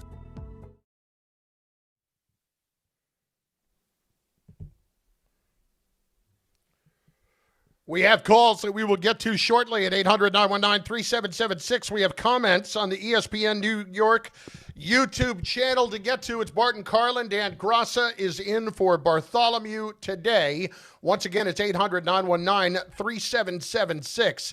Let us get to some of these calls, though. Derek in Hillside up first here on ESPN New York. Derek, what's going on? What's going on, my guys? How you guys doing today? What's up, D? How are you? Doing good. Dan, I'm definitely on your side when we was just talking about the new NBA rules. Like, when do we get to a point to where, like, it's getting ridiculous, and when do we get to a point where we just start the petition to get Adam Silver out of there? Because it's getting real crazy with all these after-the-fact moves that he's trying to do. Like, it's like he's trying to figure it out on the whim instead of just having a plan. I mean, 'cause with all this tanking and stuff going on, it's definitely a bad look in the league. Up until last year and this year, the play of basketball was going down. The All-Star game has totally gone to, you know what, it comes to a point where we got to start looking at him and his totality of him being the commissioner and start looking for some changes. You know what he's done under his watch, guys? He's basically created the most insignificant regular season product of the four major sports. That's what he has on his hands.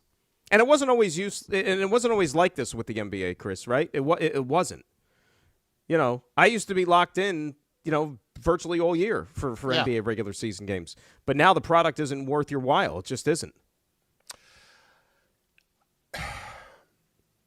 There has been so much put into the hands of individual teams with how they are going to handle their players day to day, and the ramping up of what's actually important and the de-emphasizing of the regular season. I don't know how you battle that conflict. Like, Dan, it's not that there isn't an answer. I'm sure that there is. I don't have it right now. What do I look at and say, this is absolutely the way to fix the NBA and have people more interested in it and guys wanting to play all the time? Like, it's just been a gradual move toward the higher the contract numbers have gotten, the less interested guys are in playing, and the easier it becomes for them to not play and teams not doing anything about it. And there's no doubt that all of this takes a physical toll on the body. But I mean, even trying to implement the 65-game rule for awards has backfired on them. But the fact that we even had to do something like that, right? Yeah. Now, obviously, like, the biggest issue is always going to be, like, hit him where it hurts. Hit him in the pocketbook. But you're not going to – it's not going to be like a per diem thing. You're not going to pay these guys based on how many games they play. That'll never happen. You know, that's the easy answer, but that's not reality, you know?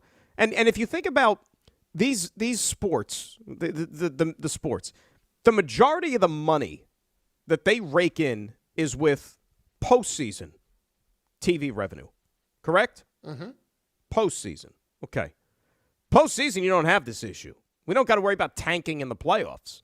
But you still have 6 months and 82 games of inventory that you somehow still have to get through, that you still have to sell tickets to and charge astronomical prices to do so. But if you're basically thumbing your nose at your fan base and your consumership and saying, for those 6 months, you know what? Our players and our teams half the time don't even care about it. Why should you be asked to do the same? That's a challenge, and that's a problem. It is. I mean, I'm hesitating here, not because there's a delay between us, because I'm honestly trying to think of anything that could fix it. Do you turn it into a first half, second half type of the year thing where you try to add more urgency to the first half of the season? I don't know the answer to any of that. I just feel like we've gotten here gradually, and there's not going to be a quick fix to get it back to where it actually matters for guys to go in there and play.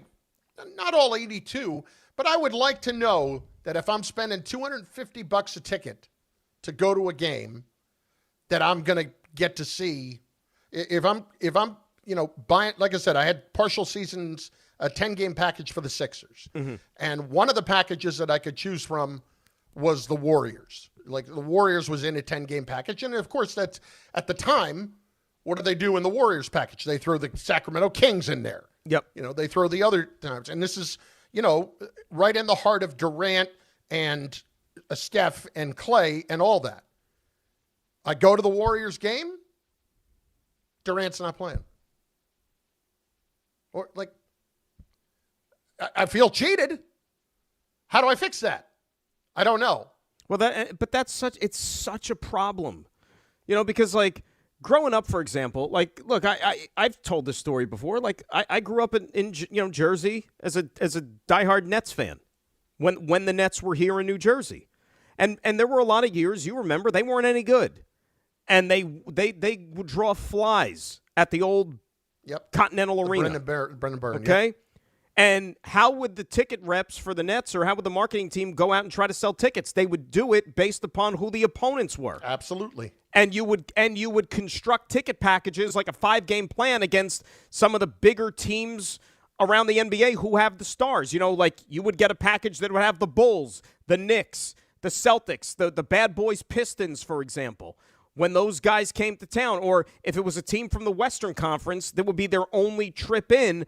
If you went ahead and committed to that, you knew that you were going to see that guy. Like, if you bought a ticket for the Bulls, you knew Jordan was playing. He wasn't going to take that night off. If it was the only trip for the Utah Jazz coming through and you wanted to see Stockton and Malone, you were seeing Stockton and Malone. Nowadays, that ain't the case. I mean, I can remember back when I was doing, national shows back in the day, like on Sirius, on Mad Dog and stuff. And, you would have a guy who would have a young kid, and he was a huge fan of Russell Westbrook, for example, back when he was, the MVP and, Mr. Triple-Double and all that stuff. Oklahoma City only came into their town once a year, and he, sacrificed and he worked hard and he bought tickets, saved up for those tickets. They drove the 2-3 hours or whatever it was to get to the building that night. They show up at the arena, only to find out when they get there that Russell Westbrook's not playing because of load management. And the kid was crushed. Yeah. Crushed. Sucks. I don't know how you handle it. I don't know what the answers are. But how many times are people like that getting burned, right? I think constantly. Constantly. 800-919-3776. All right, I took us a little bit off course there. We will do an abbreviated sideline to sideline in moments, and we will finish with as many calls as we can get. Plus, we've also got the feel-good moment of the week. We got a lot of crap to do here in the last 15 minutes. I don't know. Maybe we won't do sideline to sideline. Maybe I'll just throw everything out the window, Dan. Scripts out the window. I've completely taken us off course. Or maybe an abbreviated sideline to sideline. You call it hash mark to hash mark. All right, that's fair. It's next. ESPN New York. St. John's has advanced to the Sweet 16 for the first time since 1999. Now, East Region top seed Duke stands in the Johnny's way for a trip to the Elite Eight. Coverage begins tonight at 6:50, only on 1050 ESPN. Time to bench those other job sites and let ZipRecruiter help you build your championship roster. What's the advantage? Well, with ZipRecruiter, when you need to hire someone fast, you get them fast. But you also get the MVP for your team. Plus, ZipRecruiter doesn't make candidates wait to take the shot. It passes the ball right to them. Building your team or scouting fresh talent? ZipRecruiter runs the full court with powerful technology that immediately gets your job in front of the right players. That's why over 4.8 million businesses have come to ZipRecruiter for their hiring needs. And why 4 out of 5 employers who post on ZipRecruiter get a quality candidate within 1 day. ZipRecruiter makes hiring faster, smarter, and more efficient from post to hire before the competition can even cross half court. It's a slam dunk with ZipRecruiter, the smartest way to hire. Try for free at ZipRecruiter.com/ESPN. That's ZipRecruiter.com/ESPN. ZipRecruiter.com/ESPN. March is here, and the madness is underway. Schweppes offers above-the-rim refreshment and is proud to sponsor the Big East Conference. Take a break from the action with a Schweppes Seltzer. Enjoy 7 refreshing flavors, such as black cherry, lemon lime, cranberry lime, and strawberry mango. Each Schweppes Seltzer flavor provides a perfect touch for any occasion. Schweppes, a sparkling tradition since 1783, and the perfect way to elevate your everyday refreshment. Stop by your local food bazaar to get your favorite Schweppes Seltzer for a slam dunk experience. This is Rick Brunson, the assistant coach from the New York Knicks. I'll be driving to our games this season in style in my new Jeep Gladiator from Princeton Jeep. My friends at Princeton Jeep gave me all-star treatment, and you can expect the same thing. Just mention I sent you, and they'll treat you like family. Princeton Jeep has tons of inventory and great deals on new vehicles. Visit Princeton Jeep at 1045 State Road in Princeton, New Jersey, or online at PrincetonJeeps.com and tell them Rick Brunson sent you. 50 years from now, will jeans be wide or skinny? Will email still exist? Will guac still be extra? One thing is certain. If you won the new Millionaire for Life from the New Jersey Lottery today, you'd still be getting $1 million every year for life. That's enough money to say, bring it on, the future. I will have that guacamole at any price. Play the new Millionaire for Life today. Anything can happen in Jersey. Must be 18 or older to buy a lottery ticket. Please play responsibly. If you or someone you know has a gambling problem, call 1-800-GAMBLER. Let me say this. If you're an experienced superintendent in Jersey and you know you're better than the situation that you're in, Tricon Construction wants to talk. They're building serious multifamily, medical, and industrial projects across the state, and they're looking for leaders, not babysitters, real projects, real support, real backing from ownership. If you're ready to step into something bigger, go to triconbuilds.com/careers. That's triconbuilds.com/careers. And yes, it's confidential. Saturday, baseball is back on SNY as Juan Soto and the Mets continue their opening series against the Pirates and Queens. Coverage begins with Mets pregame tomorrow at 3:30 p.m. on SNY and streaming live on the MLB app. Life is full of choices, some big, some small. And when you choose an H&R Block Tax Pro, you're choosing the largest network of tax expertise to be in your corner. For when your big ambitions need help with the small details. For when your 6 figures come from 6 different places. For when your gaming stream becomes your revenue stream. For when your business's year 1 needs 70 years of tax know-how. At H&R Block, we've seen it all, and we're here to help you make the most out of your money for life outside the box. Get started at hrblock.com. Rich Eisen here. For small businesses, every hire counts, and so does your time. Hiring can quickly become overwhelming, from sorting applications to figuring out who's truly qualified. That's where LinkedIn Hiring Pro helps. It streamlines the process so you can focus on connecting with the right candidates, not managing the noise. Hire right the first time. Post your job and get $100 off towards your job post at linkedin.com/Eisen. That's linkedin.com/Eisen. Terms and conditions apply. Join DiPietro and Rothenberg Thursday, April 23rd for a special couch cast of Round 1 of the NFL Draft, presented by Calandra's Bakery. The Jets and Giants have 3 picks in the top 16, and Rick and Dave will react live as the first round unfolds. From the big decisions to the big-time drama. Catch it all in this YouTube-only exclusive, and it's all from Calandra's Bakery and your home for football talk, ESPN New York.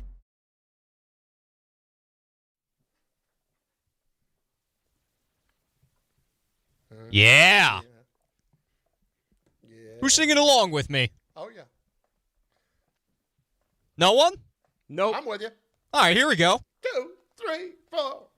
Just got paid Friday night. Party Booty jumping. shaking. Feel alright. Time to Booty get paid. shaking. Dance to the beat. Oh, yeah. Yeah. Oh, yeah. Oh, yeah. Woo. That's We gotta do right, that when we're all in baby. the same room. I'm glad we're all on like a different delay level, so that way it just winds up being more chaotic. That must have been just horrific to watch. Horrific. But hopefully it'll get posted later. Legend Bart has Carlin. it back in the day, right? There was a record label called Decca, and the Beatles auditioned for them. I think it was New Year's Day, like January 1962 or something like that, and they didn't sign them. I imagine that their audition probably didn't go as bad as that little sing-along did. Booty shaking. First of all, who am I doing the show with? Ken Dashow? I was texting with Kenny yesterday, believe it or not. Really? The devil. True Is story. this the Cope? Bart Coppola? No, just me and Kenny yesterday. Kenny's a big Met fan. That's right. I forgot. He's with you on the Jets on 104.3. That's right. That's right. right. The great Ken Dashow. And we were talking a little music, too. It's good to catch up. Haven't spoken to him in a while since the season ended. Time now for the feel-good moment of the week. It is brought to you by Samwell Institute for Pain Management. I'm going to keep this simple. Feel-good moment of the week is just seeing a 74-degree day yesterday and baseball back in Queens. How about that? Love it. Yeah. Love it. I'm going to just, baseball being actually back, because it does give you a little warm feeling to it, especially when it's a really nice day. Now, having said that, we're going to be complaining by the middle of next week when it's 35 degrees and freezing. Why are we playing baseball and all this? Well, Bob, here's the problem. And like you said, it's the tease, because the minute I wanted to really get all caught up in those nice, warm, fuzzy feelings, like you said, you look at the calendar and you're like, oh, yeah, it's still March. And I think I saw tomorrow morning the wind chills are in the 20s or something like that. Oh, yeah. Oh, yeah. March. That's your feel-good moment of the week, brought to you by Samwell Institute for Pain Management. For a pain-free life, visit SamwellPain.com. All right, abbreviated sideline to sideline. Let's call it hashmark to hashmark. It's going to happen. This is Sideline to Sideline. Go, go, go. With Bart and Carlin. Tom Bauer has got it. Tom, let's go. Yeah, hashmark to hashmark, baby. Let's do it. The Seattle Seahawks are going to be the ones kicking off the season. On week 1, they get the Wednesday special now. Why they're playing a game on Wednesday, that still befuddles me a little bit, but it is what it is. They're playing a game on Wednesday because they have to play the game in Australia between the Rams and 49ers on Thursday evening. That's right. Which will be played at 10:30 a.m. Australia time in Melbourne. And now you've got this coming back here to have that be the Thursday night game. And then is the Friday night game in Brazil again? I don't even know. There's no Friday Brazil. The other reason with that is or was this the Friday night game and we moved it to Thursday because the travel is such a bear that they had to give him an extra day? Well, no, you know that rule like that with the NFL can't interfere with high school or college. Oh, with high school football, that's right. The X amount, and because this year, remember, it's a late Labor Day, so the NFL is actually starting a week later than normal. That falls into that Friday window, so that's the other reason they're doing that. Gotcha. All right, Tommy. Next up, this is an intriguing one, guys. You know how Phillip Rivers came out of retirement and he was just happy to be there and have a great time with the Indianapolis Colts this past season? Well, for health insurance, yes. Yes. Well, Tom Brady said that he explored the possibility of coming out of retirement once again to return to the NFL. However,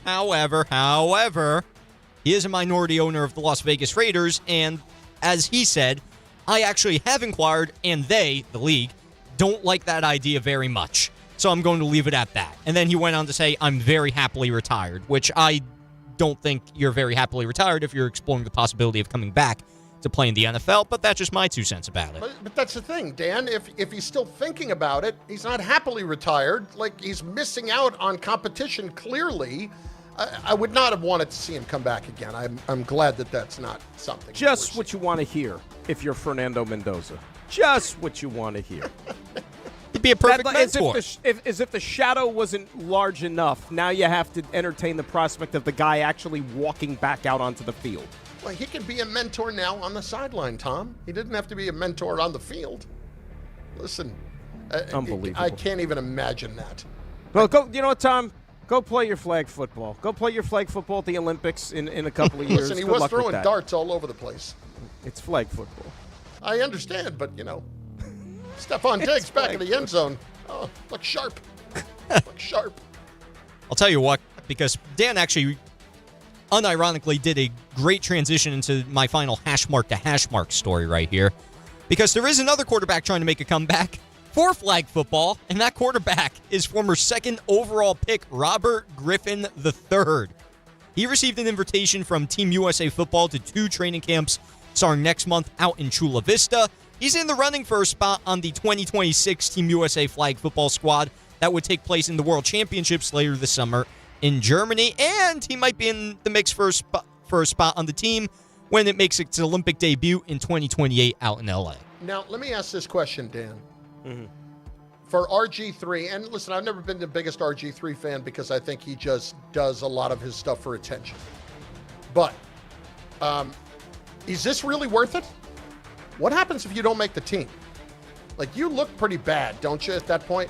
There's only one way to go, and that's down, right? Yeah. Like, you make the team, everybody expects you to make the team. You're RG3.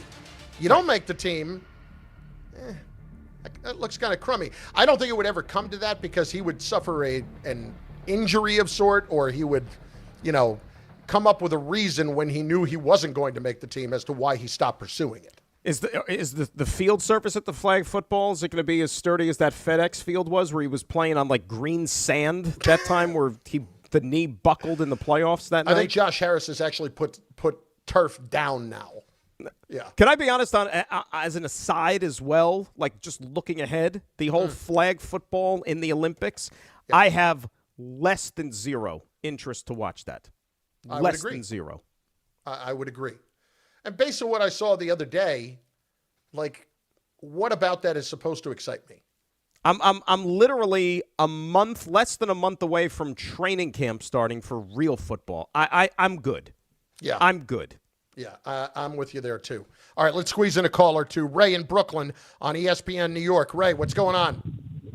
Yeah, if we boycott the game, the basketball game, maybe it's not showing up, and maybe they play the players more and hit them where it hurts in their wallet, in their pocket.